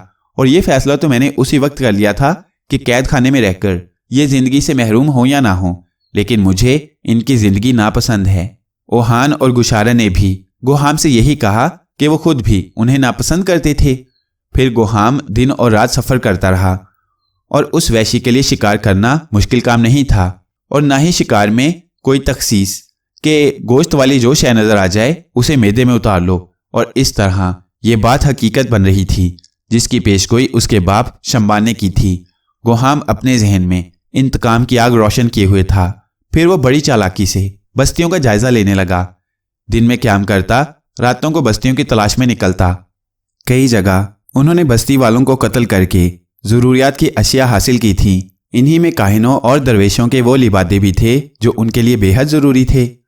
सऊबत की ज़िंदगी गुजारने से उनके चेहरे झाड़ झनकार बन गए थे, दाढ़ियाँ बढ़ आई थीं, बालों में गर्द अटी हुई थी, और काहिनों जैसी शक्ल इख्तियार करने में उन्हें कोई दुश्वारी पेश नहीं आई थी।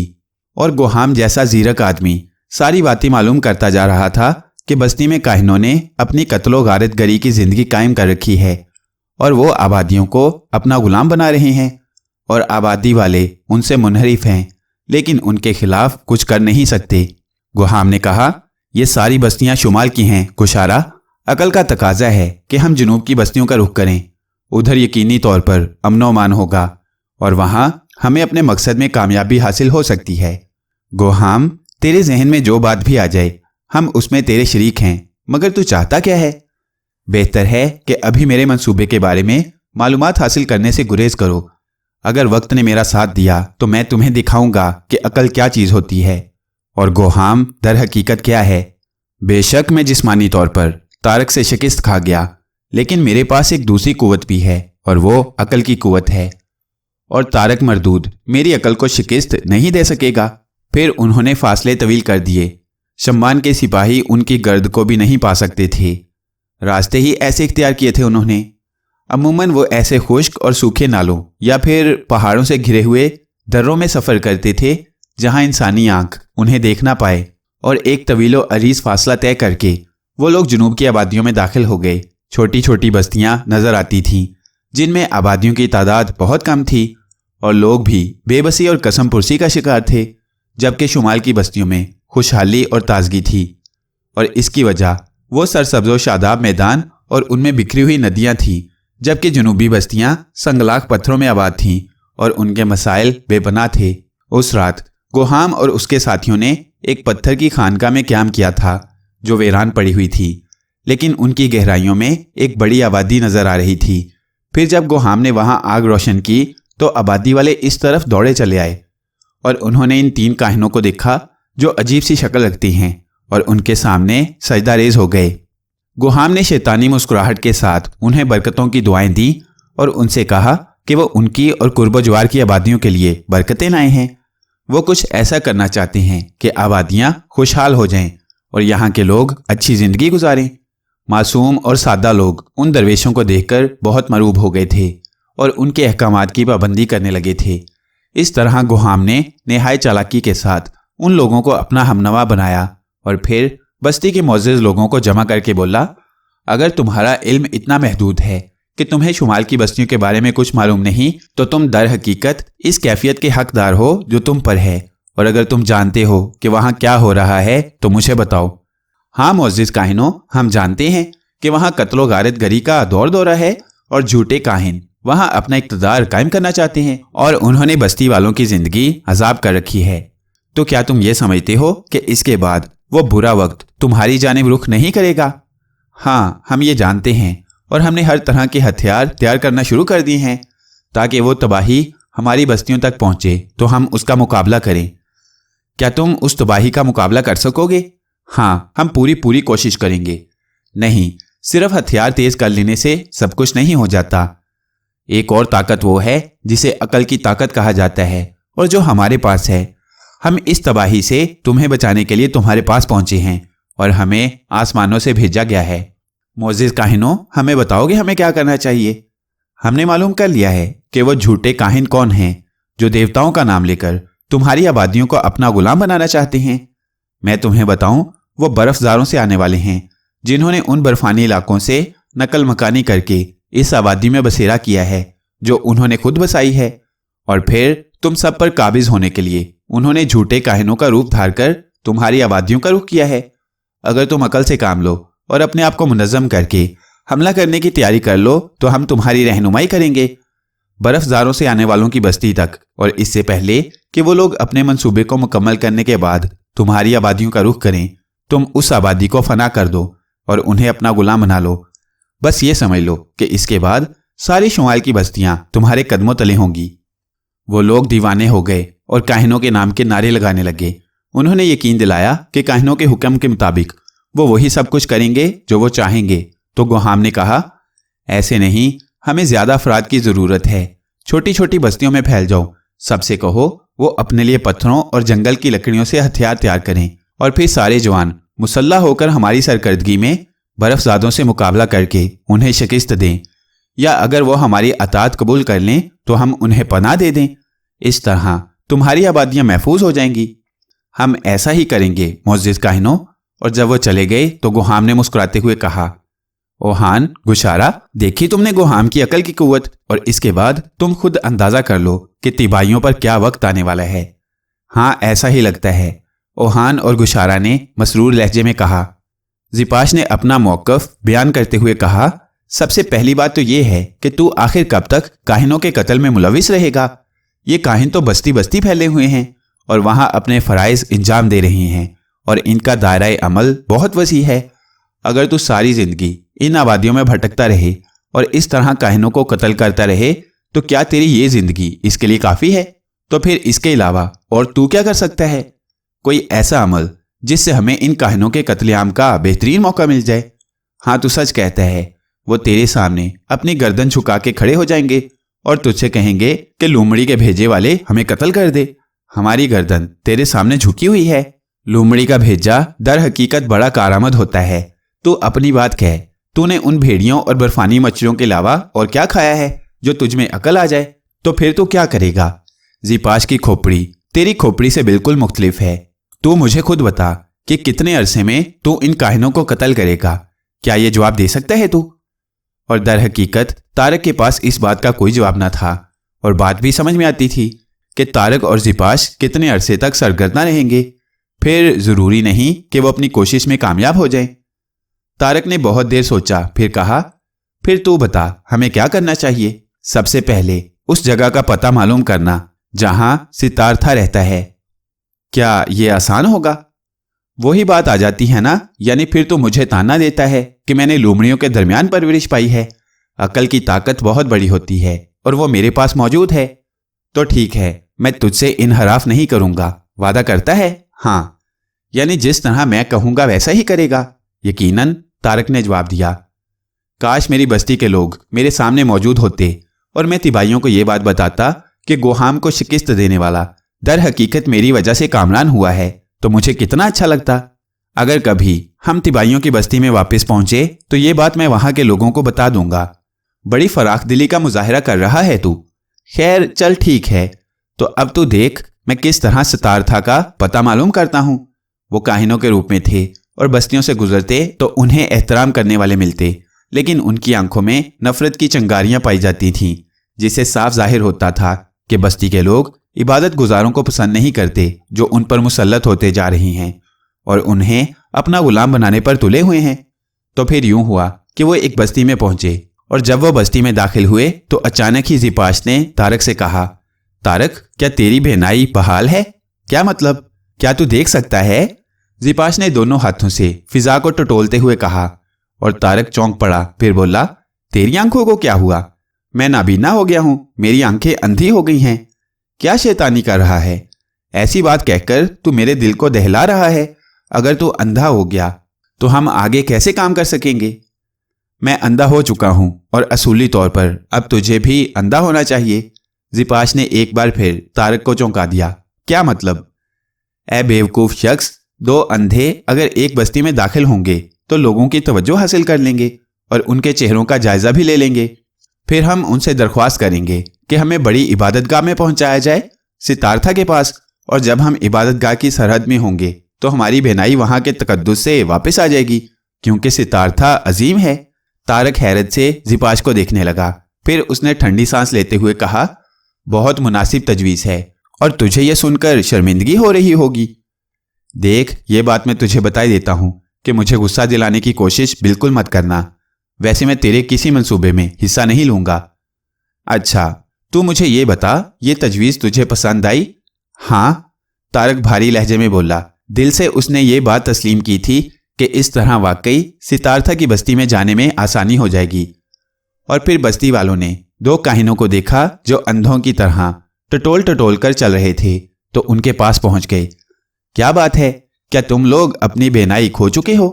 ہاں، ہم سفر کر رہے تھے کہ ہمیں راستے میں بھوک لگی اور ہم نے ایک ایسے پودے سے پھل اتار کر کھائے جو شناسا نہیں تھے، اور پھل کھانے کے بعد ہماری بینائی جاتی رہی۔ یہ تو بہت افسوس کی بات ہے کہ تم لوگ اندھے ہو گئے۔ نہیں، اس میں افسوس کی کوئی بات نہیں۔ عظیم ستارتھا، عظیم روح ہمیں دوبارہ بینائی بخش دے گی۔ ہاں، تم میں سے کسی کو اتنی تکلیف ضرور کرنا ہوگی کہ ہمیں عظیم روح کی بستی پہنچا دیا جائے۔ ہم خود راستہ تلاش کرتے ہوئے وہاں تک نہیں جا سکتے۔ لوگ ایک دوسرے کو دیکھنے لگے۔ وہ گریزاں تھے اس عمل سے، لیکن پھر خوف نے انہیں احساس دلایا اور ایک بوڑھے شخص نے دو نوجوان لڑکوں سے کہا، تم جانتے ہو ستارتھا کے پیروکار قابل احترام ہوتے ہیں اور اس کے لیے ضروری ہے کہ ان کی مدد کی جائے، چنانچہ تم تیار ہو جاؤ اور انہیں جس طرح بھی بن پڑے بستی تک پہنچا دو۔ سو بزرگ کے احترام میں وہ دونوں نوجوان تیار ہو گئے اور انہوں نے کہا، تمہیں اچھا خاصا سفر طے کرنا پڑے گا کاہنوں، لیکن ہم تمہاری رہنمائی کریں گے۔ اور پھر راستے بھر ان لوگوں نے واقعی ان دونوں کی خدمت کی تھی، لیکن اس طرح جیسے کوئی ناخوشگوار فریضہ انجام دے رہے ہوں۔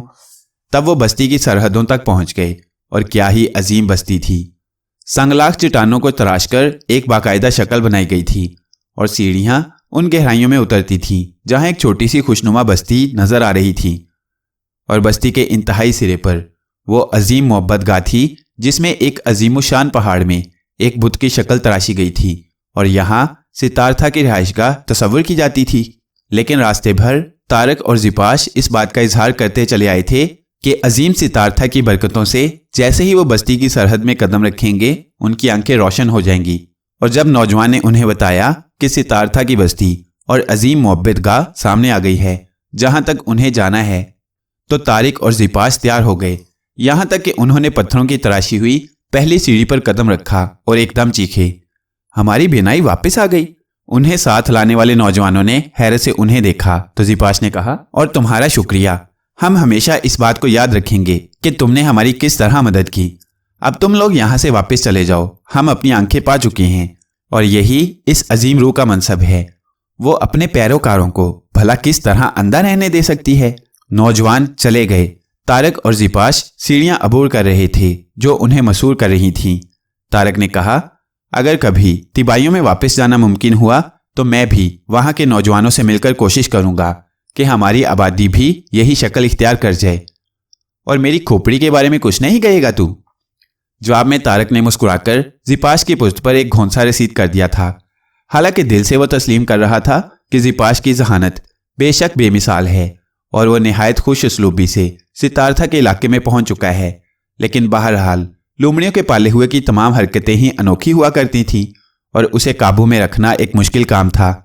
طارق کی سمجھ میں یہ بات نہیں آ رہی تھی کہ یہاں تک پہنچنے کے بعد آخر زپاش کیا کرے گا۔ اگر براہ راست ستارتھا کو قتل کرنے کی کوشش کی جائے تو یہ بھی آسان کام نہیں تھا۔ یہ تحریک جو دور دور کی آبادیوں میں پھیل گئی تھی اتنی آسانی سے تو ختم نہیں ہو سکتی تھی، اور اس سلسلے میں اس نے زپاش سے کہا، سوال یہ پیدا ہوتا ہے کہ اس کے بعد آخر ہم کیا کریں گے؟ فرض کرو ہم یہاں موجود تمام کاہنوں کو قتل کر دیں اور ان میں ستارتھا بھی شامل ہوگا، تو کیا اس کے بعد دور دور کی بستیوں میں پھیلے ہوئے کاہن کچھ نہیں کر پائیں گے؟ ہم انہیں سمیٹ کر اتنی آسانی سے تو قتل نہیں کر سکتے۔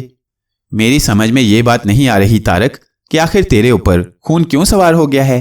اے بیوقوف، ان لوگوں کو قتل کرنا تو ہمارا کام ہے ہی، لیکن جتنا تو اس کام کو آسان سمجھ رہا ہے اتنا یہ آسان نہیں ہے، اور نہ ہی ہمارا واسطہ ایسے بیوقوفوں سے ہے جو یہ نہ سوچیں گے کہ آخر یہ پراسرار قاتل کہاں چھپے ہیں، اور اگر انہوں نے ہمارے خلاف ایک باقاعدہ محاذ کھول دیا تو پھر سمجھ لو کہ ان وادیوں میں ہمیں کہیں پناہ نہ ملے گی۔ غور کر، ذرا غور کر، کیا میں غلط کہہ رہا ہوں؟ اور طارق یہ بات تسلیم کرتا تھا کہ زیپاش غلط نہیں کہہ رہا۔ وہ خاموشی سے سوچنے لگا تو زیپاش بولا، سب سے پہلے ہمیں یہاں اپنا ٹھکانہ بنانے کی کوشش کرنی چاہیے، ہر چند کہ ہم کاہنوں کے روپ میں ہیں اور کاہنوں کے لباس میں۔ ہمیں دیکھنے والے ابھی تک ہماری جانب سے مشکوک نہیں ہوئے، لیکن پھر بھی دو اجنبی ایک ایسی جگہ جس کے بارے میں انہیں مکمل طور پر علم نہیں ہے اپنے وجود کو اس انداز میں پوشیدہ نہیں رکھ سکتے۔ عام لوگ ہمارا احترام کریں گے، لیکن یہاں قدم قدم پر کاہن نظر آ رہے ہیں، ان میں سے کسی کو ہم پر شک ہو گیا تو کیا ہوگا؟ زیپاش کی بات طارق کی سمجھ میں آ گئی تھی۔ انہوں نے اپنے لیے کسی مناسب پناہ گاہ کی تلاش شروع کر دی، لیکن اس وقت یہ ممکن نہیں تھا۔ البتہ انہیں ایک جھونپڑے کے عقبی حصے میں پناہ مل گئی جو ایک دور دراز علاقے میں تھا، اور اس کے عقب میں درختوں کے ایسے جھنڈ تھے جن کے پتوں کے درمیان پناہ لی جا سکتی تھی۔ درختوں کی یہ شاخیں پورے جھونپڑے پر پھیلی ہوئی تھیں اور اتنی موٹی چوڑی اور گھنی تھیں کہ ان میں احتیاط سے اپنے لیے جگہ بنائی جا سکتی تھی۔ زیپاش نے یہاں بھی چالاکی سے کام لیا تھا، اور جب تاریکیاں مکمل طور پر ماحول کو نگل گئیں تو زیپاش اس جھونپڑے میں اترا اور کھانے پینے کی چیزیں تلاش کرتا طارق کے پاس پہنچ گیا۔ طارق نے ہنستے ہوئے کہا، گویا یہ وقت آ گیا کہ اب ہم چوری کا کھانا کھائیں۔ کھانا کھا خونخوار بھیڑیوں کو شکار کرنے والے۔ اس کے بعد تجھے میں یہ بتاؤں کہ اس جھونپڑے میں کئی افراد رہتے ہیں اور سب کے سب افسردہ۔ دیکھ، ذرا جھانک کر دیکھ، وہ سب جمع ہو گئے ہیں۔ طارق نے دیکھا، کئی عورتیں اور 2-3 مرد بیٹھے ہوئے کسی کی آمد کا انتظار کر رہے تھے، اور آنے والا ایک ضعیف آدمی تھا جو تھکے تھکے سے انداز میں ان کے پاس پہنچا تھا اور وہاں بیٹھ گیا تھا۔ یہ لوگ کان لگا کر ان کی آوازیں سننے لگے، اور طارق کو حیرت ہوئی کہ موضوع وہی کاہن تھے۔ بوڑھے نے کہا، کوئی نئی صورتحال نہیں ہے، بہتری کی کوئی صورت نہیں، وقت بگڑتا جا رہا ہے، دیوتاؤں نے ہماری طرف سے آنکھیں بند کر لی ہیں، اب تو ایک ہی امید باقی رہ گئی ہے، اور وہ ہے سراہا، ہمارا سچا جادوگر جس نے ہمیشہ ہماری بہتری کے بارے میں سوچا، اور اگر یہ لوگ اسے پا لیتے تو امید کا دامن ہاتھ سے نہ چھوٹتا، لیکن دیوتاؤں نے سراہا کو روپوش کر دیا ہے، اور جب سراہا واپس آئے گا تو ہم ان جادوگروں کے چنگل سے نکل جائیں گے، بس اس کے علاوہ اور کچھ نہیں ہوگا۔ لیکن اس وقت تو ستار تھا دور دور کی آبادیوں میں پھیلے ہوئے ان تمام لوگوں کو ختم کر چکے گا جب تک سراہا واپس آئے گا۔ ایک مرد نے کہا، کون کہہ سکتا ہے کہ دیوتا ہم پر کب رحم کی نگاہ کریں؟ طارق نے سرگوشی کے انداز میں زیپاش سے کہا، اس کا مطلب ہے کہ سراہا اتنی معمولی شخصیت نہیں جتنا ہم نے سمجھا۔ زیپاش نے کوئی جواب نہیں دیا۔ آدھی رات گزر گئی تو زیپاش نے کہا، اور ظاہر ہے درختوں کی شاخوں پر صرف بندر بسیرا کرتے ہیں، اور شکل سے تو بندر نہیں لگتا۔ میری تو خیر بات ہی مختلف ہے، چل نیچے اتریں اور اپنے لیے مناسب جگہ تلاش کریں۔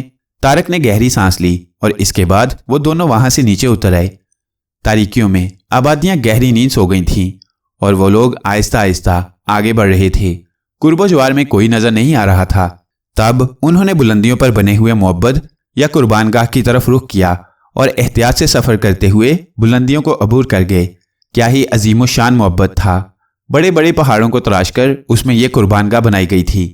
البتہ اس عظیم الشان قربان گاہ کے وسیع و عریض دروازے کے آس پاس کاہن خاموشی سے سر جھکائے مختلف کاموں میں مصروف تھے۔ انہوں نے ان کا خاص انداز دیکھا۔ وہ جب بھی ایک دوسرے کے سامنے پہنچتے دونوں ہاتھ سیدھے کر کے رکوع کے انداز میں جھک جاتے اور ان سے کوئی تعارض نہ کرتا۔ زیپاش نے سرگوشی میں کہا، اور اس وقت تو اپنی اکڑی ہوئی گردن جھکانے سے گریز نہ کرنا کہ مصلحت وقت کا سب سے بڑا تقاضا ہوتی ہے۔ طارق خاموش رہا۔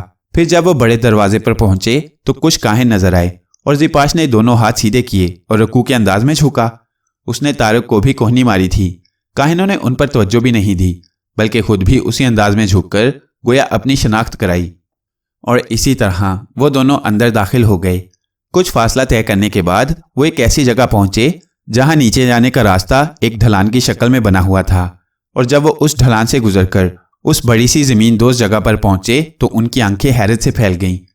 یہ کاہنوں کی عیش گاہ تھی اور اس عیشگاہ میں جو کچھ ہو رہا تھا وہ ناقابل یقین تھا۔ گویا ان کاہنوں نے لوگوں کو روحانیت کے جال میں جکڑ کر اپنے لیے یہ عیشگاہیں تعمیر کی تھیں۔ وہ ان لوگوں کی خوش فعلیوں کو نظر انداز کرتے ہوئے خاموشی سے آگے بڑھتے رہے۔ وسیع اور اس غاروں میں سرنگوں کے جال پھیلے ہوئے تھے اور زیر زمین غار بے شک قدرتی تھے، لیکن ان میں تراش خراش کر کے انہیں بہت عمدگی سے تعمیر کر لیا گیا تھا۔ وہ آوارہ روحوں کی مانند آگے بڑھتے رہے۔ پھر ایک جگہ زپاش نے طارق کو ہوشیار کیا اور طارق ساکت ہو گیا۔ یہ ایک غار کا دھانا تھا جو اندر سے سب سے زیادہ وسیع اور سب سے زیادہ خوبصورتی سے سجا ہوا تھا۔ باتیں کرنے کی آواز سنائی دے رہی تھی۔ وہ خاموشی سے کھڑے اندر کی باتیں سننے کی کوشش کرنے لگے اور ان کے ذہن روشن ہو گئے۔ اندر سے جو آوازیں آ رہی تھیں وہ انہیں بہت سی حقیقتوں سے روشناس کرا رہی تھیں۔ ایک آواز ابھری، لیکن روح عظیم، ہم کیا کریں؟ ہماری سمجھ میں نہیں آتا کہ یہ سب کچھ کیا ہو رہا ہے۔ میں تجھے بتاتا ہوں جہلام، میں ایک آخری قدم اٹھانے جا رہا ہوں۔ آتش کدہ عظیم کو ہم اس آخری قدم کے طور پر استعمال کریں گے۔ تمام بستیوں کے کاہنوں کو سمیٹ کر محبت گاہ بلا لیا گیا ہے اور یہ تمام کاہن جلد از جلد یہاں پہنچ جائیں گے۔ ان کی آمد شروع ہو چکی ہے، اور اس کے علاوہ میں نے قرب و جوار کی بستیوں سے ان عقل والوں کو طلب کیا ہے جو ہمارے مقصد کے لیے کارآمد ہو سکتے ہیں۔ پھر میدان عظیم میں ایک اجتماع ہوگا اور ہم ان لوگوں کو بتائیں گے کہ جو فریضہ انہیں سونپا جا رہا ہے اسے انجام دینے میں کوئی غفلت برداشت نہیں کی جائے گی، کیونکہ یہ سب ان آبادیوں کی بقا کے لیے ہوگا۔ ہم اچھی طرح جانتے ہیں کہ کون کون سی خوفناک طاقتیں ہمارے خلاف صف آرا ہیں، اور وہ جادوگروں کی حکومت قائم نہیں ہونے دینا چاہتی۔ بے شک یہ لوگ جادوگر نہیں ہیں، لیکن یہ لوگ سرداری مزاج رکھتے ہیں، اور زمانہ قدیم سے لے کر اب تک انہوں نے جادوگروں سے ان کے تمام اختیارات چھین لیے ہیں۔ بے شک جادوگر ان کے لیے بہتر عمل کرتے ہیں، لیکن اب جو کچھ شروع ہوا ہے وہ ناقابل برداشت ہے۔ اگر ہم نے اپنی مخالف قوتوں کو ختم نہ کیا تو یوں لگتا ہے جیسے ہم سب ختم ہو جائیں گے، اور میرے دل میں ایک ہی خیال ہے، وہ یہ کہ سراہا مصروف عمل ہے۔ افسوس تو یہ ہے کہ ہم سراہا کا نشان نہیں پا سکے، اور وہی سب سے بڑی خوف کی قوت ہے۔ ہمارے کاہن قتل کیے جا رہے ہیں اور ہم یہ نہیں پتہ لگا سکے کہ وہ کون لوگ ہیں، لیکن میں چاہتا ہوں کہ اب ان کا خاتمہ خود بخود ہو جائے۔ عظیم روح سب سے بہتر جانتی ہے، لیکن تھوڑا سا علم مجھے بھی اگر ہو جائے۔ اجتماع عظیم میں ہم کاہنوں کو ہوشیار کریں گے اور کہیں گے کہ ایک بھی کاہن اب دوسری بستیوں میں نہ جائے۔ سب کے سب اس وقت تک یہاں موجود رہیں جب تک کہ ان کے دشمنوں کا خاتمہ نہ ہو جائے اور سراہا گرفتار ہو کر ہمارے قدموں میں نہ پہنچ جائے۔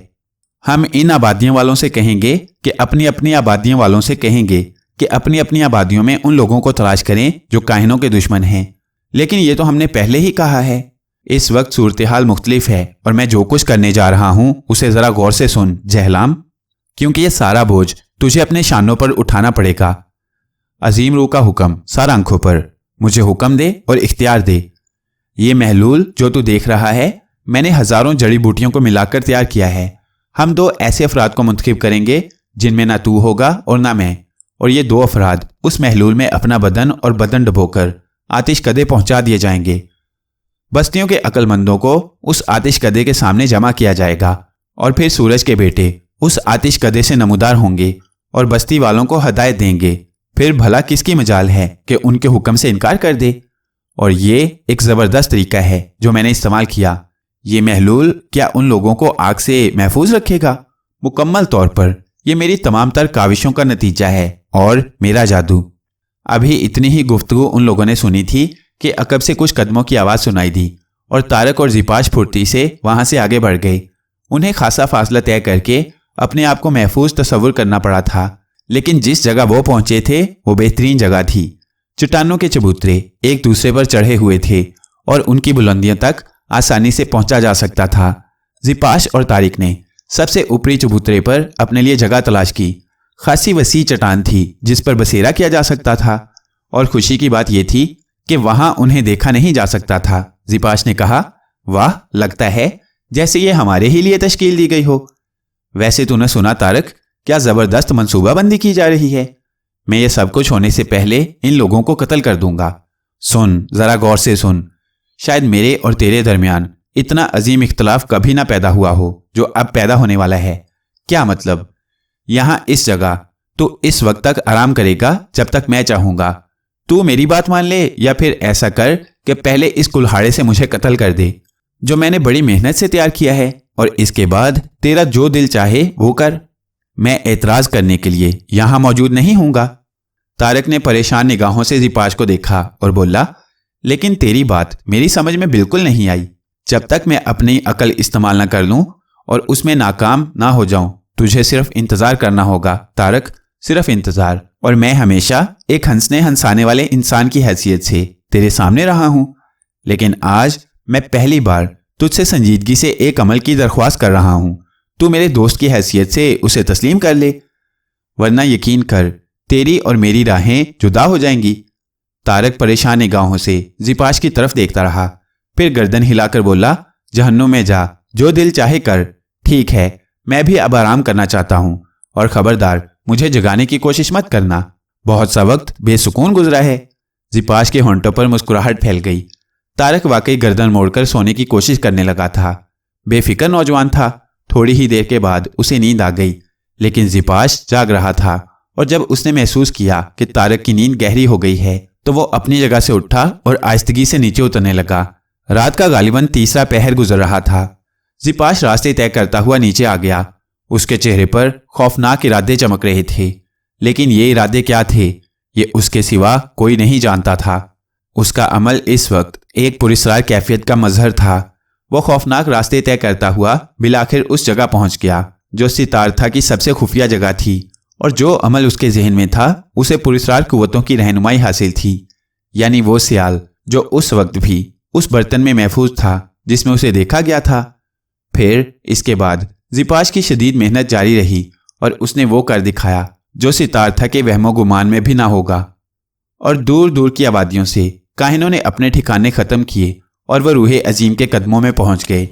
اس طرح دور دور کی بستیوں کے لوگ بھی وہاں جمع ہو گئے۔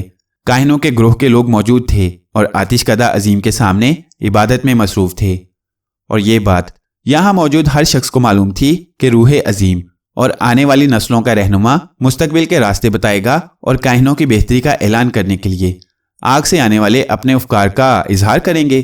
سو عظیم ستارتھا اس وقت پتھر کی اس چٹان پر موجود تھا جو مقدس قربانگاہ کے اوپر تھی۔ لوگوں کی نگاہیں آتش کدہ کی جانب نگراں تھیں، اور لاکھوں افراد کا مجمع اس طرح ساکت کہ یقین نہ آئے۔ پتھر سے بنائے ہوئے نقارے پر ضرب پڑی، اور عبادت گزار سر اٹھا کر آتش کدے کی طرف دیکھنے لگے، اور پھر کہنے والے نے کہا، برکتوں کی تلاش میں آنے والوں، روح عظیم تمہیں مستقبل کے راستے بتائے گی، اور سورج کے بیٹے تمہاری رہنمائی کریں گے۔ وہ آتش کدے سے نمودار ہوں گے، اور آگ ان پر بے اثر ہوگی، اور یہ ان کے سچ کی نشانی ہوگی، وہی سچے ہوں گے۔ تب ستارتھا نے کھڑے ہو کر کہا، دور دور سے آنے والوں، برکتوں کا نزول ہونے والا ہے تم پر، اور کاہن جو تمہارے لیے دعائیں کرتے ہیں تیار ہیں، اور انہی کی رہنمائی میں تم برتری حاصل کرو گے۔ اور دیکھو آگ کی جانب۔ تب ہر نظر آتش کدے کی جانب اٹھی۔ کچھ محسوس ہوا، اور اس کے بعد دل خراش چیخوں کی آوازیں۔ وہ 5 انسان تھے جو شعلوں میں لپٹے ہوئے بچاؤ بچاؤ چیختے ہوئے آتش کدے سے نمودار ہوئے، اور باہر پتھریلی زمین پر لوٹنے لگے تھے۔ سارا مجمع اور خود وہاں موجود کاہن تعجب سے دیوتاؤں کے ان فرستادوں کو دیکھ رہے تھے جن کی کیفیت تو ایک عام آدمی سے بھی زیادہ خطرناک تھی۔ ستارتھا کی پھٹی پھٹی آنکھیں حیرت سے ان پر جمی ہوئی تھیں۔ دیکھتے ہی دیکھتے وہ جل کر خاکستر ہو گئے، لیکن اسی وقت آتش کدے سے 2 اور حیولے نمودار ہوئے۔ ان کے بدن کے لمبے لمبے لباس آگ سے محفوظ تھے، اور ان کے بدن بھی گویا یہ سورج کے سچے بیٹے تھے۔ اور یہی انہوں نے کہا۔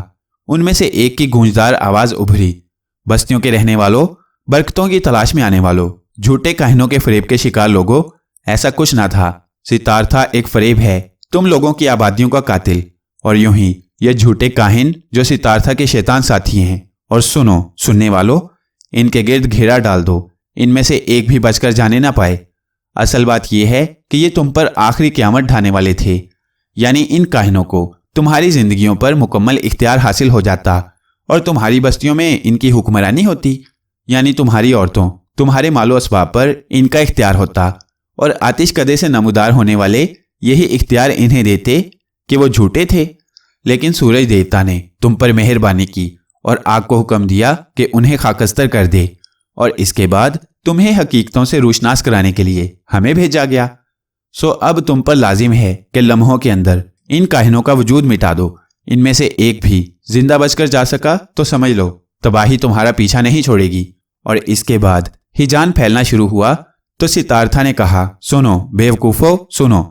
لیکن بیوقوف سننے کے قابل کہاں تھے؟ وہ ثواب کے اس کام میں دیر نہیں کر سکتے تھے، اور کاہنوں کے جسم کو دھجیوں میں تبدیل کیا جانے لگا، اور آگ سے آنے والے خاموشی سے پتھر کی اس چٹان کے پیچھے روپوش ہو گئے تھے۔ گوہام کی شیطانیت کی بھلا کیا مثال! اپنے دونوں ساتھیوں کے ہمراہ ایک لشکر عظیم لے کر اس نے تیبائیوں کی آبادی کا محاصرہ کر لیا، اور سردار شمبان کو پیغام بھیجا کہ وہ اپنے آپ کو اپنے دوست روکس، اس کے بیٹے تارک اور تارک کے دوست سپاش اور ستارہ شناس تشمک کو اس کی تحویل میں دے دے، اور تیبائیوں کی سرداری اسے سونپ دے۔ اور اگر 3 چاند اور 3 سورج کے اندر اس نے ایسا نہ کیا تو لشکر عظیم تیبائیوں کو روند ڈالے گا۔ جہاں دیدہ روکس گہری نگاہوں سے مقامی آبادیوں کے اس لشکر کو دیکھ رہا تھا اور یہ فیصلہ کر رہا تھا کہ گوہام کی بات نہ مانی گئی تو برف زاروں کے رہنے والے اپنی تاریخ کا آخری صفحہ رقم کر دیں گے اور تیبائیوں کا وجود مٹ جائے گا، گویا چند زندگیاں یا ان کے عوض پورے قبیلے کی موت۔ لیکن پھر کچھ ہوا۔ گرد کا ایک بادل زمین سے فضا کی طرف بلند ہوتا ہوا نظر آیا، اور یوں محسوس ہوا جیسے زمین کی دراڑیں انسان اگل رہی ہوں، اور وہ انسان گوہام کے لشکر سے سینکڑوں گنا زیادہ تھے۔ اس کے بعد بھلا آبادیوں کے لوگ اپنے محسنوں کو کیسے نظر انداز کر سکتے تھے؟ اور سراہا جو اب منظر عام پر آ گیا تھا اور حقیقتوں کا شناسا تھا، اس کی ذہانت پر اشش کرتا تھا، اور آبادیوں کے لوگ تو پہلے ہی ان کاہنوں سے سخت عاجز تھے، اور ان کے خاتمے کے بعد بستیوں میں جب جشن منائے گئے تو ختم ہونے ہی کو نہ آتے تھے۔ اور تارک نے بدل ہو کر کہا، لومڑیوں کے پالے ہوئے میں تیری رنگ رلیاں دیکھ رہا ہوں، لیکن اب میرا یہاں رہنا ممکن نہیں ہے۔ زپاش واپسی کے لیے تیار ہو گیا، اور انہیں تو اس وقت احساس ہوا جب بستیوں کے لوگ ہزاروں کی تعداد میں اپنے نجات دہندوں کو ان کی آبادیوں تک چھوڑنے چل پڑے۔ اور اس بات کا انکشاف تو راستے میں ہی زپاش نے کیا کہ بات صرف محلول بدلنے کی تھی، یعنی ان 5 کاہنوں نے اپنے بدن جس محلول میں ڈبوئے وہ صرف پانی میں ہلکے سے تیل کا امیزہ تھا، اور اصل محلول ان کے جسموں پر۔ لیکن تیبائیوں کے گروہ میں ان کی واپسی بڑی باموقع ہوئی تھی، اور یہ وہی تھے جو دراڑوں سے اگلتے انسان محسوس ہوئے تھے، اور ان کی گرد آسمان تک چھا گئی تھی، اور جو برف زاروں سے آنے والوں کو ختم کرنے آئے تھے وہ بے اختیار کہہ اٹھے کہ وہ تو سچے دیوتاؤں کی سرزمین ہے، اور ان کے مددگار آ گئے۔ پھر گوہام، گشارا اور ان کا تیسرا ساتھی گرفتار ہو کر شمبان کے سامنے پہنچے تو تشمک نے مسکراتے ہوئے کہا، ستارے کہتے تھے کہ تارک واپس آئے گا تو اس کی مٹھیوں میں آبادیوں کے لیے روشنی بند ہوگی، سو وہ آ گیا۔ روکس نے گردن جھکا لی اور شمبان کی آنکھوں سے آنسو ٹپک پڑے۔